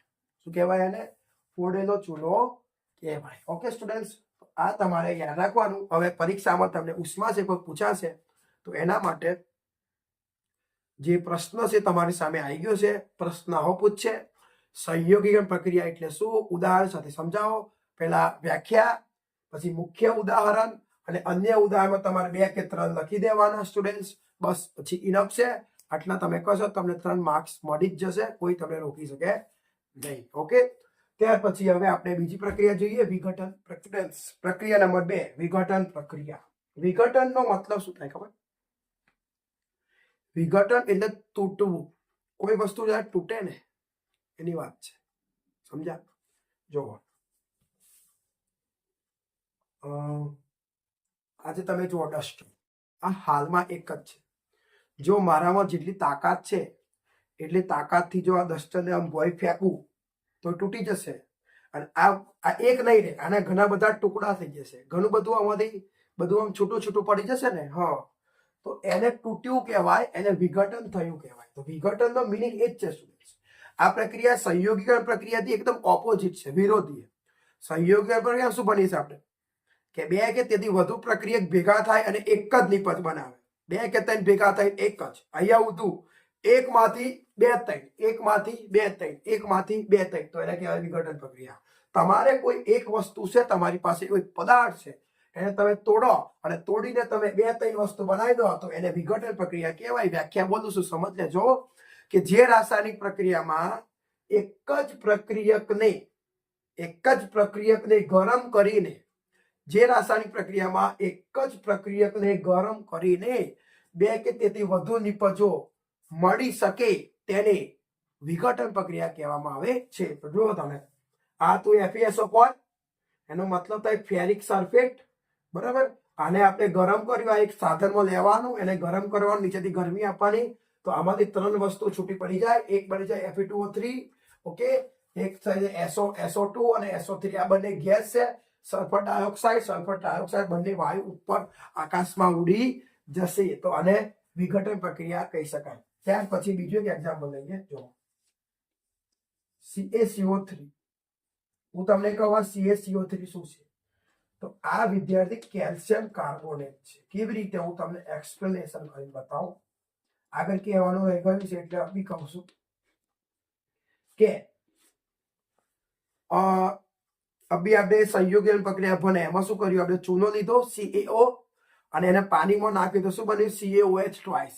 ફોડેલો ચૂનો બન્યો ને, કઢી ચૂનામાંથી ફોડેલો ચૂનો બન્યો. હવે જે ફોડેલો ચૂનો છે ને સ્ટુડન્ટ્સ, એને આપણે દિવાલ પર લગાવીએ છીએ. આપણે જૂના, અત્યારે નવા ઘરમાં નહીં, જે પેલા જૂના ઘરો હતા ને, જે માટીના બનેલા હતા, એમાં કલર કરતા પહેલા દિવાલ પર તમારે ચૂનો લગાવવો પડે. એટલે દિવાલને ધોવી પડે. ધોવા માટે એ તમારો ચૂનો વપરાય. શું વપરાય? આમ તો કેલ્શિયમ ઓક્સાઇડ એટલે કઢી ચૂનો જ વપરાય, કેમ કે કઢી ચૂનામાંથી જ ફોડેલો ચૂનો બન્યો ને. તમે કઢી ચૂનો કહો તોય ચાલે, ફોડેલો ચૂનો કહો તો પણ ચાલે, પણ ઓરિજિનલ હશે કઢી ચૂનો. તમે પરીક્ષા પૂછે કે દિવાલને ધોડવા માટે કયો પદાર્થ વપરાય છે, તો કઢી ચૂનો લખજો, CaO. ફોડેલો ચૂનો તો બન્યો છે કેમાંથી? કઢી ચૂનામાંથી. તો જે ફોડેલો ચૂનો છે એને આપણે દિવાલ પર લગાવીએ છીએ ને, ત્યાર પછી થોડા ટાઈમ પછી જોઈએ ને તો એ નીચે ને 10-15 કલાક પછી એ દિવાલની નીચે તમને ઘણું બધું પાણી જોવા મળશે. આ શું થયું? તો હું તમને કહું, દિવાલ પર તમે શું લગાડી દીધો? ફોડેલો ચૂનો CaOH ટ્વાઇસ લગાડી દીધો. ના લગાડી દીધો? લગાડી દીધો. હવે આજુબાજુ હવા હોય તો હવામાં કાર્બન ડાયોક્સાઇડ વાયુ હોય, CO2, તો એ પેલા ફોડેલા ચૂના સાથે પ્રક્રિયા કરશે અને આ બનાવશે CaCO3, કેલ્શિયમ કાર્બોનેટ. એટલે દિવાલ પર જે લાગેલો જે ચૂનો છે એ સુકાઈ જશે, એકદમ મજબૂત બની જશે. તો એ કેલ્શિયમ કાર્બોનેટ બની જાય છે. અને આ જે કેલ્શિયમ કાર્બોનેટ જે ચૂનો બની ગયો દિવાલ પર, જે ચોંટી ગયો છે મજબૂત, એ આરસપાનના પથ્થર જેવો બની ગયો છે એવું તમે કહી શકો. આરસપાનનો પથ્થર નહીં બનતો, પણ એના જેવો પદાર્થ બની જાય છે. ઓકે, તો હવે આને આપણે ગરમ કરીએ કે જે બનાવ્યો આપણે કેલ્શિયમ કાર્બોનેટ CaCO3, આને ગરમ કરશો અને તોડવામાં આવે તો શું થશે? જોવો, સૌથી પહેલા આ ઓક્સિજન 3 છે ને, એમાંથી એક કાઢી લઈએ અને આ CO2 હવે વધ્યા કેટલા? 2. તો 2 પદાર્થ બને, હવામાં ઉડી જશે અને આ તમારું રહેશે. આને પણ વિઘટન પ્રક્રિયા તમે કહી શકો છો, કારણ કે આ વિઘટન છે. દેખો થઈ ગયું વિઘટન પ્રક્રિયા, બરાબર, સિમ્પલ ફંડા છે. ત્યાર પછી એવા ઘણા ઉદાહરણ છે. એમાં સૌથી પહેલા તમારી પાસે છે પાણી, જે H2O લો, કોઈ સાધનમાં H2O લો, એમાં તમે વિદ્યુત વિભાજન કરો, વિદ્યુત આપો. જેવું તમે વિદ્યુત વિભાજન આપશો એટલે અહીંયા તમારું H2 છૂટું પડશે અને O2 છૂટું પડશે. એક જ પદાર્થમાંથી 2-3 વસ્તુ બની ગઈ, માટે વિઘટન પ્રક્રિયા કહેવાય. એક બીજું નામ કહું છું, સંયોગીકરણ પ્રક્રિયા. તમે યાદ કરો, એમાં શું હતું કે પ્રક્રિયાની સાથે સાથે ગરમી ઉત્પન્ન થતી હતી, ગરમી બનતી હતી, એટલે ઉષ્મા શેપક કીધું. આની અંદર ગરમી ઉત્પન્ન નહીં થતી, પણ ગરમી વપરાય છે, ગરમીનો ઉપયોગ કરવામાં આવે છે. આને તોડવા માટે ગરમી વપરાય, ગરમ કરવાનું. આને પણ તોડવા માટે વિદ્યુત આપવાનું, પણ વિદ્યુતથી પણ એક સમયે ગરમી જ થાય. એટલે ગરમી ઉત્પન્ન નહીં થતી, પણ ગરમીને વપરાય છે, એટલે એ પ્રક્રિયાને ઉષ્મા શોષક પ્રક્રિયા કહેવાય. યાદ રાખજો, ઉષ્મા શોષક પ્રક્રિયા કોને? તો વિઘટન પ્રક્રિયાને ઉષ્મા શોષક પ્રક્રિયા કહેવાય. કેવી રીતે? કે જે રાસાયણિક પ્રક્રિયામાં ઉષ્માના ઉપયોગથી વિઘટન કરી શકાય તેને ઉષ્મા શોષક પ્રક્રિયા કહેવામાં આવે છે. યાદ રાખો, બરાબર. હજુ લઈએ, હવે એક રકાબી લેવાની, અને એ રકાબીની અંદર તમારે સિલ્વર બ્રોમાઇડ નું તમારે એક દ્રાવણ લેવાનું. પાવડર લેશો તોય ચાલશો, અને એને સૂર્યપ્રકાશની હાજરીમાં ગરમ. તો આનાથી બે વસ્તુ બનશે. અહીંયા બનશે 2Ag + 2Br. એવી રીતે લેવાનું 2AgCl, સિલ્વર ક્લોરાઇડ લેવાનું.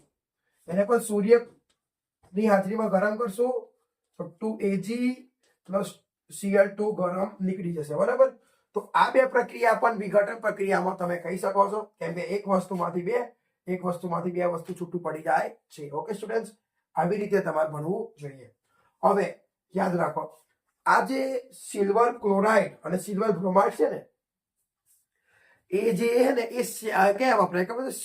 શ્યામ શ્વેત ફોટોગ્રાફી. મતલબ યાદ કરો, અત્યારે તમે મને જોવો છો તો મારું તમને બધું જ દેખાય છે. મારી સ્કિનનો કલર દેખાય છે, મારા શર્ટનો કલર દેખાય છે, માઇકનો કલર દેખાય છે.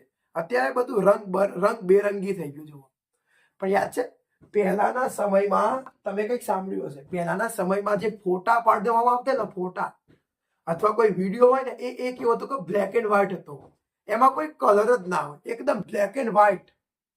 તો એ પહેલાની એવી સિસ્ટમ હતી. તો સ્ટુડન્ટ્સ, અત્યારે આપણે આ જે રંગબેરંગી ફોટા, જેવા આપણે કપડાં પહેર્યા હોય એવો જ આપણો ફોટો આવે છે ને, તો એ ફોટોગ્રાફીની અંદર શ્યામ શ્વેત તરીકે, ફોટોગ્રાફીમાં શ્યામ શ્વેત તરીકે સિલ્વર બ્રોમાઇડ, સિલ્વર ક્લોરાઇડ નો ઉપયોગ થાય છે. આ યાદ રાખી દેજો. ઓકે સ્ટુડન્ટ્સ, ઓકે, આટલું તમારું હતું. પ્રશ્ન તમને પૂછે વિઘટન પ્રક્રિયા, તો તમારે લખી દેવાનું, વ્યાખ્યા લખવાની. પછી આ બંનેમાંથી એક મુખ્ય પ્રક્રિયા લખજો. ત્યાર પછી અન્ય પ્રક્રિયામાં તમે આ 3 લખી શકો છો.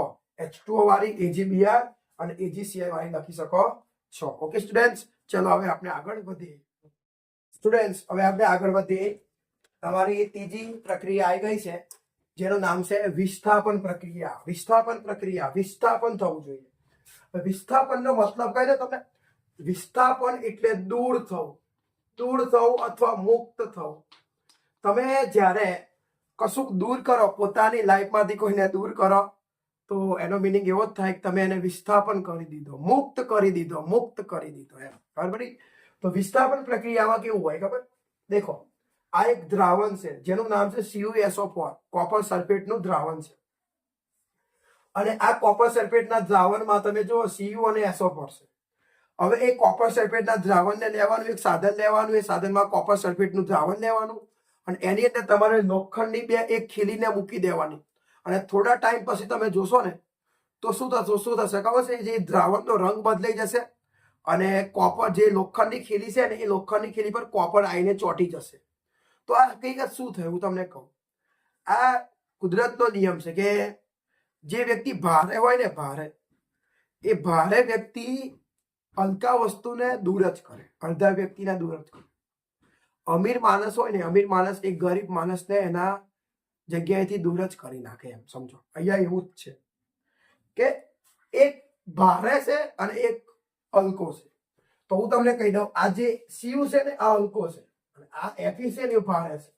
વિજ્ઞાનની દુનિયામાં એવું કહેવાય કે આ વધુ ક્રિયાશીલ છે અને આ ઓછો ક્રિયાશીલ છે. તો ભારે હોય હલકાને દૂર કરે ને, હલકો ભારેને દૂર નહીં કરી શકતો, પણ ભારે હલકાને દૂર કરે છે. એવી રીતે વધુ ક્રિયાશીલ હોય ને, એ ઓછા ક્રિયાશીલને દૂર કરશે. સમજા? શું કરશે? દૂર કરશે. દૂર કરશે એટલે વિસ્થાપન કરશે. ઓકે, તો થયું શું તમને કહું કે તમે તપેલી લીધી, એ તપેલીમાં તમે કોપર સલ્ફેટનું દ્રાવણ લીધું, જેમાં ઓલરેડી કોપર છે જ, અને તમે એમાં ખીલીને મૂકી દીધી ને, ખીલી મૂકો કે લોખંડની કોઈ પણ વસ્તુ મૂકો, તો એમાં થયું શું કે જે ખીલી હતી ને, ખીલીમાં જે એફી એટલે કે આયરન હતું ને, આયરન એ વધુ ભારે હતું, સક્રિય હતું, ક્રિયાશીલ હતું વધુ. તો આયરન એટલે કે એફી એ સીયુ ને દૂર કરી નાખ્યું અને એફી એમાં ને એમાં રહી ગયો. એટલે જે એફી છે એ દ્રાવણમાં રહી જાય છે અને જે સીયુ છે ને, એ પેલી ખીલી પર જઈને ચોંટી જાય છે. સમજ્યા? એટલે એ રંગ પરિવર્તન થઈ જાય છે. યાદ રાખજો, કોપર સલ્ફેટ નો કોઈ પૂછે રંગ કેવો હતો, તો યાદ રાખજો આછો ભૂરો એટલે કે વાદળી કલર હતો, એકદમ બ્લુ કલર હતો. અને જ્યારે આ નિપજ બની ને સ્ટુડન્ટ્સ, તો આનો કેવો બની ગયો? કહો, આછો લીલો. આછો લીલો. આ યાદ રાખજો કલર. કે કોપર સલ્ફેટના દ્રાવણમાં આવો પ્રશ્ન પૂછે, શું કરો? કોપર સલ્ફેટના દ્રાવણમાં લોખંડની ખીલી ડુબાડતા ખાલી જગ્યા નામનું દ્રાવણ બને છે, તો આછો લીલા કલરનું દ્રાવણ બને છે. પ્રક્રિયા કેટલી ઈઝી છે. આ એફી ને સીધું અહીંયા જોઈન્ટ કરવાનું. FeSO4 બની ગયું FeSO4 અને આ ભાઈ અહીંયા દૂર થઈ ગયો, લટકી ગયો આવો એકલો એકલો. ચાલો આની અવસ્થા લખ્યા દઉં. આને કહેવાય એકવાસ, આને કહેવાય એસ. આ જે બની ગયું ને, આને તમારું એકવાસ કહેશો, અને આ જે બની ગયું ને, એસ બની ગયો. બરાબર? તો સ્ટુડન્ટ્સ, વ્યાખ્યા કંઈક આવી છે કે જે રાસાયણિક પ્રક્રિયામાં વધુ ક્રિયાશીલ તત્વ ઓછા ક્રિયાશીલ તત્વને તેના સંયોજનમાંથી દૂર કરે છે, તેને વિસ્થાપન પ્રક્રિયા કહેવામાં આવે છે. આ વ્યાખ્યા, સૌથી પહેલા વ્યાખ્યા લખવાની, બરાબર? બોલ્યો એ. પછી ઉદાહરણમાં આ ઉદાહરણ લખી દેવાનું, અને બીજા એક્ઝામ્પલ છે એ તમે જાતે પણ કવર કરી દેજો. ચોપડી છે તમારી પાસે, એમાં સમજી લેજો. બીજા બે લખી દો તો પણ ચાલે. આગળ વધીએ. દ્વિવિસ્થાપન પ્રક્રિયા કોને કહેવાય? તો અહીંયા કેવું હોય? વિસ્થાપન જ થશે. વિસ્થાપન એટલે દૂર થશે, પણ અહીંયા એક શબ્દ લખેલું છે દ્વિ. દ્વિ એટલે બે. તો અહીંયા તમારું વિસ્થાપન બે વખત થશે. વસ્તુ બે દૂર થશે. અહીંયા એક જ દૂર થાય ને, કોપર એકલો જ દૂર થયો, પણ અહીંયા તમારે બે વસ્તુ દૂર થઈ જાય. બરાબર? તો અહીંયા કેવું થયું? તમે પ્રક્રિયા જુઓ. એક છે Na2SO4, જેનું નામ છે સોડિયમ સલ્ફેટ. આ એકવાસ જ છે, જલીય દ્રાવણ. BaCl2, આ પણ જલીય દ્રાવણ છે. ઓકે, તો તમે અહીંયા જુઓ શું થયું. આ દેખો તમે, તો આ જે Ba છે ને, એ આ બાજુ જતો રહ્યો છે, અને Na છે ને, એ આ બાજુ આવી ગયો છે. જુઓ, BaSO4 થઈ ગયું, BaSO4, અને NaCl ને લઈને આવી ગયું એટલે 2NaCl થઈ ગયું. દેખો સ્ટુડન્ટ્સ, તો અહીંયા વ્યાખ્યા કંઈક આવી છે કે જે રાસાયણિક પ્રક્રિયામાં આ બંનેને શું કહેવાય? પ્રક્રિયક કહેવાય. ડાબી બાજુ હોય એને શું કહેવાય? પ્રક્રિયક. જમણી બાજુ એને શું કહેવાય? નિપજ. જે રાસાયણિક પ્રક્રિયામાં પ્રક્રિયકો વચ્ચે આયનોની આપલે થઈ જાય, આપલે થઈ ગઈ, આગળ બદલ થઈ ગયું, આવું અલ્પા આવી ગયું, આવું અલ્પા થઈ ગયું, આપલે થાય, તેને દ્વિવિસ્થાપન પ્રક્રિયા કહેવામાં આવે છે. તો જે રાસાયણિક પ્રક્રિયામાં પ્રક્રિયકો વચ્ચે આયનોની આપલે થતી હોય, તેને દ્વિવિસ્થાપન પ્રક્રિયા કહેવામાં આવે છે. ઓકે સ્ટુડન્ટ, સિમ્પલ છે. એક કસનળી લેવાની, એક કસનળીમાં આનું દ્રાવણ લેવાનું, બીજી કસનળીમાં આનું દ્રાવણ લેવાનું, પછી બંને દ્રાવણને એક કસનળીમાં ભેગું કરી દેવાનું. BaCl2 માં Na2SO4 નાખી દો, તો આ બંને વચ્ચે તો એ દ્રાવણમાં ભેગું થઈ કંઈક આ બનશે. હવે અહીંયા લખ્યું BaSO4, જેનું નામ છે બેરિયમ સલ્ફેટ. સ્ટુડન્ટ્સ, આ S છે. જો એક કારણ છે કે હોય કે અમુક વસ્તુ એવી હોય જે દરેક વસ્તુ ઓગળી ના જાય. એક્ઝામ્પલ તરીકે હું તમને કહું, પાણી હોય, પાણીમાં તમે ખાંડ નાખો તો ઓગળી જશે, તો દ્રાવ્ય થઈ ગઈ. પાણીમાં તમે મીઠું નાખશો તો ઓગળી જશે, દ્રાવ્ય થઈ ગઈ. પણ પાણીમાં તમે રેતી નાખો ને, તો એ ઓગળતી નથી. તો અહીંયા એવું જ થયું કે આ જે BaSO4 છે ને, એ એમાં ઓગળ્યું ના, એવો ને એવો જ રહ્યો. તો જે એવું ને એવું રહે તો આને શું કહેવાય તો અવક્ષેપ કહેવાય. શું કહેવાય આને વિજ્ઞાનની ભાષામાં શું કહેવાય? અવક્ષેપ કહેવાય. તો યાદ રાખજો, જે દ્રાવ્ય ન થાય એને શું કહેવાય? અવક્ષેપ. તો આ પ્રક્રિયામાં દ્રાવ્ય થતું નથી, એટલે આ તમારું અવક્ષેપ છે, એટલે ઘન, એટલે સોલિડ. એટલે આ પ્રક્રિયાને અવક્ષેપણ પ્રક્રિયા પણ કહેવામાં આવે છે. શું કહેવાય આને વિદ્યાર્થી મિત્રો? અને અવક્ષેપણ પ્રક્રિયા પણ કહેવામાં આવે છે, કારણ કે આમાં અવક્ષેપ પેદા થાય છે, વસ્તુ દ્રાવ્ય નહીં થતી. ઓકે, તો આ તમારે યાદ રાખવાનું. હવે આપણે આગળ વધી જઈએ છીએ. ધ્યાન ચાલો વિદ્યાર્થી મિત્રો, રેડોક્સ પ્રક્રિયા સમજવી પડશે. પણ રેડોક્સ પ્રક્રિયા સમજતા પહેલા તમને આ બે આવડવી જોઈએ. એક છે ઓક્સિડેશન પ્રક્રિયા, સેકન્ડ છે રિડક્શન પ્રક્રિયા. સો ઓક્સિડેશન પ્રક્રિયા સિમ્પલ છે. જુઓ, આ તમારું કોપર છે અને કોપરની તમે ઓક્સિજન સાથે પ્રક્રિયા કરી તો નિપલ શું બની? CuO. તો આપણે આરામથી ના કહી શકીએ કે પહેલા કોપર પાસે ઓક્સિજન નહોતો, પણ પ્રક્રિયા થઈ ને એટલે કોપર સાથે ઓક્સિજન જોડાઈ ગયો, એટલે કે પદાર્થમાં ઓક્સિજન ઉમેરાયો, ઉમેરાયો, તો એને ઓક્સિડેશન પ્રક્રિયા કહેવાય. તો જુઓ, ઓક્સિડેશન પ્રક્રિયા ને કહેવાય કે જે રાસાયણિક પ્રક્રિયામાં પદાર્થ ઓક્સિજન મેળવે અથવા હાઇડ્રોજન હોય ને, હાઇડ્રોજન તો એને ગુમાવશે. યાદ રાખજો, બે વસ્તુ યાદ રાખજો. ઓક્સિજન મેળવે એ તો ખરું, પણ હાઇડ્રોજનને ગુમાવી પણ દે. તો વ્યાખ્યા કંઈક આવી છે કે જે રાસાયણિક પ્રક્રિયામાં પદાર્થ ઓક્સિજન મેળવેના તો અથવા હાઇડ્રોજનને ગુમાવે તો એને શું કહેવાય? ઓક્સિડેશન પ્રક્રિયા કહેવાય. તેવી જ રીતે રિડક્શન પ્રક્રિયા કોને કહેવાય? સમજી લો. તો રિડક્શન એને કહેવાય વિદ્યાર્થી મિત્રો કે પદાર્થમાં ઓક્સિજન પહેલેથી હોય જ અને એ ઓક્સિજનને દૂર કરશે. જોઈ લો, તો જે રાસાયણિક પ્રક્રિયામાં પદાર્થ ઓક્સિજનને ગુમાવે, દેખો અહીંથી તમારું આ બન્યું તો મેળવ્યો, અને અહીંથી આ તમારું બન્યું તો ગુમાવ્યો. તો જે રાસાયણિક પ્રક્રિયામાં પદાર્થ ઓક્સિજન ગુમાવે અથવા હાઇડ્રોજનને મેળવે તેને રિડક્શન પ્રક્રિયા કહેવામાં આવે છે. આ બંને સેમ ટુ સેમ જ છે, થોડુંક ડિફરન્સ છે. બોલું છું, જે રાસાયણિક પ્રક્રિયામાં પદાર્થ ઓક્સિજન મેળવે અથવા હાઇડ્રોજનને ગુમાવે એને ઓક્સિડેશન. જે રાસાયણિક પ્રક્રિયામાં પદાર્થ ઓક્સિજન ગુમાવે અથવા હાઇડ્રોજનને મેળવે, બંને ઓપોઝિટ છે, તો એને રિડક્શન પ્રક્રિયા કહેવાય. આ જો તમારો પાયો મજબૂત હશે તો આ તમારો પાયો મજબૂત થઈ જશે. હવે ભણવાનું રેડોક્સ પ્રક્રિયા. કોને કહેવાય રેડોક્સ પ્રક્રિયા? સમજી લો. તો રેડોક્સ પ્રક્રિયા એને કહેવામાં આવે કે જે રાસાયણિક પ્રક્રિયામાં પદાર્થ ઓક્સિજન ગુમાવે પણ છે અને મેળવે પણ છે, બંને એક સાથે થવું જોઈએ. મતલબ ચલો, ઓક્સિજન મેળવે એને શું કહેવાય? ઓક્સિડેશન. પાક્કું. ઓક્સિજન ગુમાવે એને શું કહેવાય? રિડક્શન. એકે ડન. તો અહીંયા એવું છે કે જે રાસાયણિક પ્રક્રિયામાં ઓક્સિજન મેળવાય સાથે સાથે ઓક્સિજન ગુમાવાય, બંને પ્રક્રિયા એક સાથે થતી હોય તેને રેડોક્સ પ્રક્રિયા કહેવાય. પણ આપણે એ રીતે ના લખી શકીએ ને, આપણે વ્યવસ્થિત લખશું. લખવાનું આવું કે જે રાસાયણિક પ્રક્રિયામાં ઓક્સિડેશન અને રિડક્શન બંને પ્રક્રિયાઓ એક સાથે થતી હોય તેને રેડોક્સ પ્રક્રિયા કહેવામાં આવે છે. મેળવે છે એટલે ઓક્સિડેશન થાય છે, ગુમાવે છે રિડક્શન થાય છે. ફરીથી બોલું છું, જે રાસાયણિક પ્રક્રિયામાં ઓક્સિડેશન અને રિડક્શન બંને પ્રક્રિયાઓ એક સાથે થતી હોય તેને રેડોક્સ પ્રક્રિયા કહેવામાં આવે છે. તો જજો હવે જુઓ તમે, આવી રીતે થશે. જોજો, બંને વસ્તુ થવાની છે, બંને વસ્તુ થશે. જોઈ લેજો, જોઈ લો સ્ટુડન્ટ્સ. તો ધ્યાન આપો, તો CuO માંથી Cu બને છે, H2 માંથી H2O બને છે. ધ્યાન આપો. દેખો સ્ટુડન્ટ્સ, અહીંયા ઓક્સિજન છે, બટ અહીંયાથી અહીંયા આવ્યા ત્યારે ઓક્સિજન દૂર થઈ ગયો, નીકળી ગયો, તેને શું કહેવાય? રિડક્શન. તો અહીંયા ઉપર લખવાનું આપણે ઓક્સિજન ગુમાવે છે એટલે આને ભાઈ શું કહેવાય? રિડક્શન થયું કહેવાય. તમે હવે અહીંયા જો H2, તો H2 માંથી બની ગયો H2O. અહીંયા ઓક્સિજન છે નથી, અને અહીંયા છે. તો ઓક્સિજનને મેળવી લીધો તો એ લખશું ઓક્સિજન મેળવે છે. ઓક્સિજન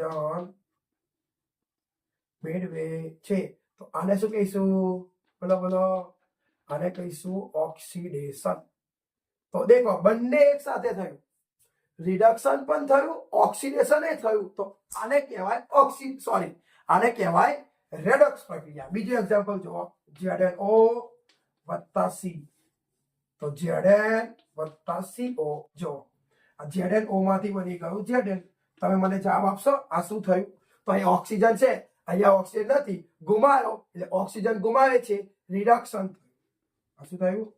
રિડક્શન થયું, ઓક્સિજન ગુમાવે છે.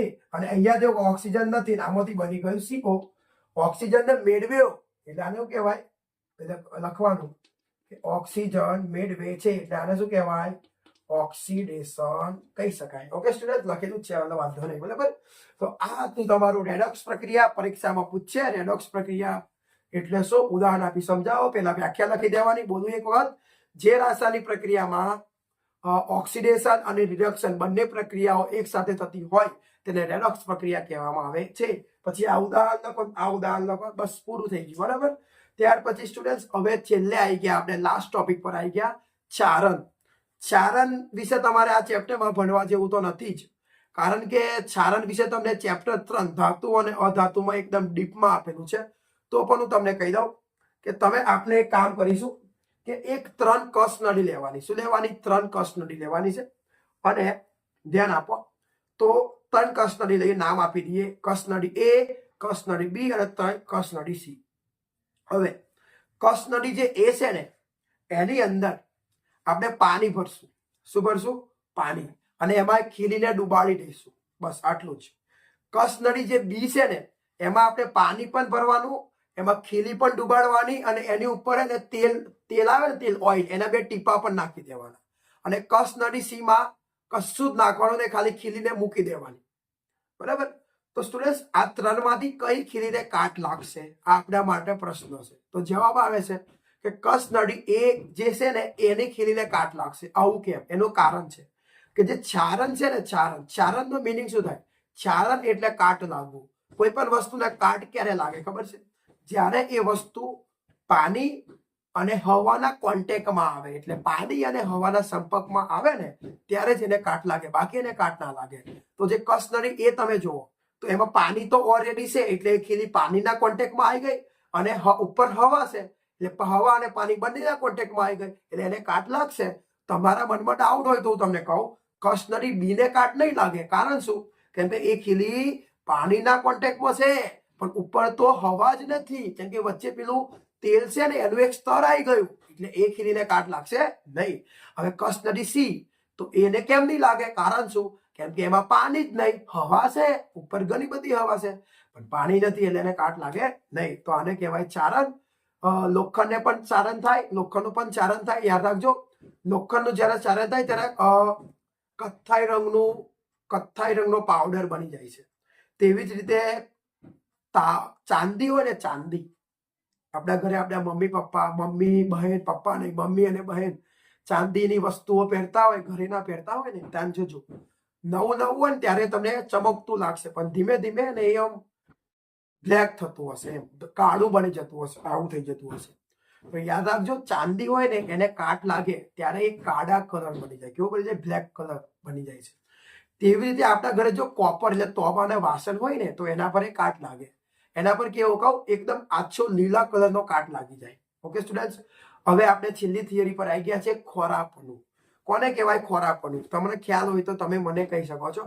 ચલો, ખોરાપણું નો મતલબ એવું થાય, ખોરાપણું એટલે કઈ ખોરાક ખોરો ના થાય. ખોરો એટલે કઈ વધારે મીઠું બની જાય કે ખારો થઈ જાય એવું નહીં. સ્ટુડન્ટ્સ, ખોરાપણું એટલે ખોરાકનું બગડવું. આપણા ઘરે જે આપણો ખોરાક હોય ને એ ખોરાક બગડી જાય. ખોરાક જ્યારે બગડી જાય ને તો એમ કહેવાય કે એનું ખોરાપણું થયું કહેવાય. હું તમને એક્ઝામ્પલ આપું. માની લો કે તમારા ઘરે રાત્રે ખીચડી બનાવી છે, તો એ ખીચડી વધી છે, અને એ ખીચડી તમે જ્યારે સવારે જોવો ને તો એ ખીચડી સારી ના હોય, તમને ભલે દેખાતી ના હોય, પણ એ ખીચડી ખરાબ થઈ ગઈ હોય, એ ખીચડી ખોરી બની ગઈ હોય. હવે એ તમારે ન ખાવી જોઈએ, અને જો તમે એ ખાઓ ને તો તમે 100% બીમાર જ પડો. એવી રીતે જ્યારે આપણે આપણા ઘરે આપણે કોઈ ફળ ખાઈએ ને, માની લો કે સફરજન ખાઈએ છીએ, ગમે તે ખાઈએ છીએ, તો અથવા મેંગો ખાઈએ છીએ, તો કેવું કરવાનું કે સફરજન તમારે ખાવું હોય ને, તો સફરજન માની લો તમારે ખાવું છે, તો તમે કાપ્યું, અડધું કાપ્યું, અડધું તમે ખાઈ ગયું, અને અડધા એ સફરજન તમે કોઈ પણ જગ્યા એમને તેમ મૂકી દો ને, પછી તમે થોડા સમય પછી 2-3 કલાક પછી જોશો ને, તો જે સફરજન તમે કાપ્યું છે ને, એના ઉપરના ભાગ પર તમને એને ડાઘા પડી ગયા હશે ને એવું દેખાશે. તો સ્ટુડન્ટ્સ, એ સફરજન હવે ન ખવાય. એ સફરજન ખોરું બની ગયું, મતલબ એક સફરજન હવે બગડી ગયું. હવે આપણે એ ખોરાકને ન ખાવો જોઈએ. આવું કેમ થયું તમારે પણ જાણવું હોય ને તો સમજો.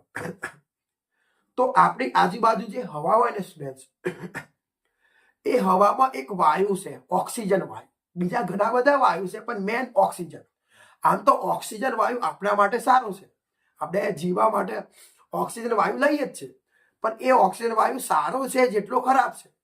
તો હવામાં રહેલો, માની લો તમારે કોઈ ખોરાક છે, કોઈ ખોરાક, આમ એ ખોરાકને તમે હવામાં ખુલ્લો મૂકી રાખ્યો, ટેબલ પર મૂકી રાખ્યો, ખુરચી પર મૂકી રાખ્યો, ફ્રીજ પર અમને ત્યાં મૂકી રાખ્યો, તો એ શું થશે કે હવામાં રહેલો ઓક્સિજન વાયુ છે ને, એ ઓક્સિજન વાયુ એના પર જઈને પ્રક્રિયા કરશે, ચોંટી જશે, એ બંને વચ્ચે પ્રક્રિયા થશે, અને એ ઓક્સિજન વાયુ છે ને, એ ખોરાકને બગાડી નાખશે, ખરાબ કરી નાખશે, એને ખોરો બનાવી દેશે. હવે એ ખોરાકને આપણે ન ખાવો જોઈએ. તો યાદ રાખજો, ખોરાક કેમ બગડે છે? તો ખોરાક હવામાં રહેલા ઓક્સિજન વાયુના લીધે જ બગડે છે. બરાબર? તો આપણે શું કરવું જોઈએ? તો જે ખોરાક હોય ને, એ ખોરાકને આમ તેમ હવામાં ખુલ્લો મૂકી ના રાખવો જોઈએ. કાં તો એને બંધ રાખી દેવો, કાં તો એને બંધ પાત્રમાં મૂકી દેવો જોઈએ, કાં તો એને સારી જગ્યાએ મૂકી દેવો જોઈએ જ્યાં હવા પહોંચી શકે ના. ઓકે? તો એના માટે શું કરવું જોઈએ? તો એના માટે તમે શું કરી શકો? ખોરાક હોય ને, એને ખોરાકને કાં તો બંધ પાત્રમાં મૂકી રાખો, જેથી એમાં ઓક્સિજન જઈ શકે ના. બરાબર? અથવા હું તમને કહું, ઘણી બધી હોટેલ હોય ને, હોટેલમાં તમે જમવા જતા જશો, તો હોટલમાં એ ખોરાક જે હોય ને, જે આપણે જમીએ છીએ ને, એ ઓલરેડી બહુ 2-3 કલાક પહેલા જ બનાવેલો હોય ખોરાક, તો પણ આપણે ખાઈએ છીએ તો પણ આપણને ક્યાંય નહીં થતું. એનું કારણ છે સ્ટુડન્ટ્સ, અહીંયા પણ ઓક્સિડેશન થાય છે, અહીંયા પણ ખોરાક ખોરો બને છે. એના માટે જે હોટેલ વાળા શું કરે ખબર? જે ખોરાક હોય ને, એ ખોરાકમાં એક પદાર્થ આવે, એ એમાં ઉમેરી નાખે, ને એમાં ઉમેરી નાખે ને, એટલે એનું જે ખોરાકનું થવાનું હોય ને, એ ના થાય, ઓક્સિડેશન થતા અટકાવે. બસ.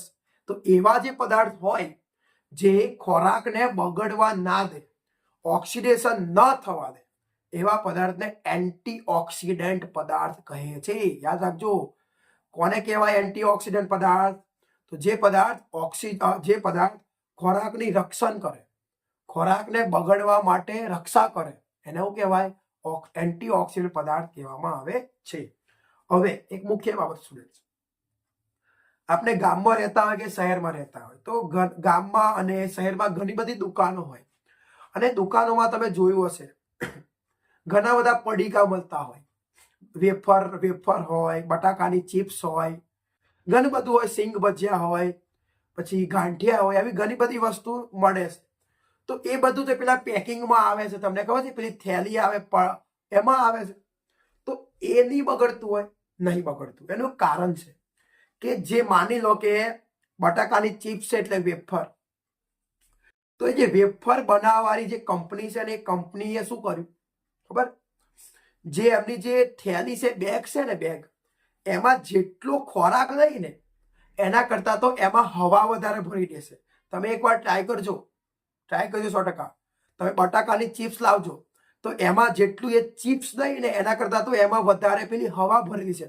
આમ આખું ભરેલું લાગે, આપણને એવું લાગે ઘણું બધું છે, પણ અંદર જોઈએ તો કશું ના હોય. આવું કેમ? એનું કારણ છે કે એ કંપની વાળા એ જે ચિપ્સ હોય ને, એ ચિપ્સની અંદર હે ને સ્ટુડન્ટ્સ, એક વાયુ ભરીને આપે છે. એનું નામ છે નાઇટ્રોજન વાયુ. યાદ રાખી લેજો, અત્યારથી કહી દઉં છું. કયો વાયુ? નાઇટ્રોજન વાયુ ભરવામાં આવે છે. કેમ ભરવામાં આવે છે? કેમ? તેનું એક કારણ છે કે એ જે નાઇટ્રોજન વાયુ અંદર રહેશે ને, ત્યાં સુધી એ બટાકાની ચિપ્સ છે ને, એની અંદર જે ખોરાક છે ને, એને કોઈ નુકસાન નહીં થાય. એમાં ઓક્સિજન વાયુ આવી જ નહીં શકે, કેમ કે બંધ છે. અને એમાં ઓક્સિજન જઈ જ ના શકે, અને જાય તો એને સામનો કરવો પડે પેલા નાઇટ્રોજન વાયુનો, એટલે એક જાતની રક્ષા કરે છે. એટલે એમાં નાઇટ્રોજન વાયુ ભરવામાં આવે છે. તો યાદ રાખજો, પરીક્ષામાં પૂછાઈ ગયો છે, ઘણી વખત પૂછાઈ ગયો છે કે બટાકાની ચિપ્સમાં એન્ટીઓક્સિડન્ટ તરીકે ખાલી જગ્યા પદાર્થ વપરાય છે, તો કયો?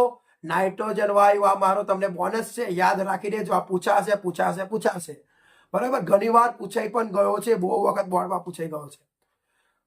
બટાકાની ચિપ્સમાં પેકિંગ કરતી વખતે કયો વાયુ ભરવામાં આવે છે? તો નાઇટ્રોજન વાયુ ભરવામાં આવે છે, જે એન્ટીઓક્સિડન્ટ પદાર્થ છે, જે ખોરાકને બચાવે છે. ઓકે સ્ટુડન્ટ્સ, તો આટલું હતું તમારું ખોરાક પરનું વિષય. તો સ્ટુડન્ટ્સ, આજે મેં તમને આ વિડીયોની અંદર તમારે કામ લાગે એવું જેટલી તાકાત હતી એટલી તાકાતથી જેટલું મારી પાસે નોલેજ હતું એ નોલેજના આધારે મેં તમારા માટે વન શોર્ટ વિડીયો ફૂલ કવર એકદમ બધું જ વિજ્ઞાનની અંદર પ્રકરણ 1 રાસાયણિક પ્રક્રિયાઓ અને રાસાયણિક સમીકરણના બધા જ ટોપિક એકદમ ડીપમાં મેં તમને સમજાવી દીધા.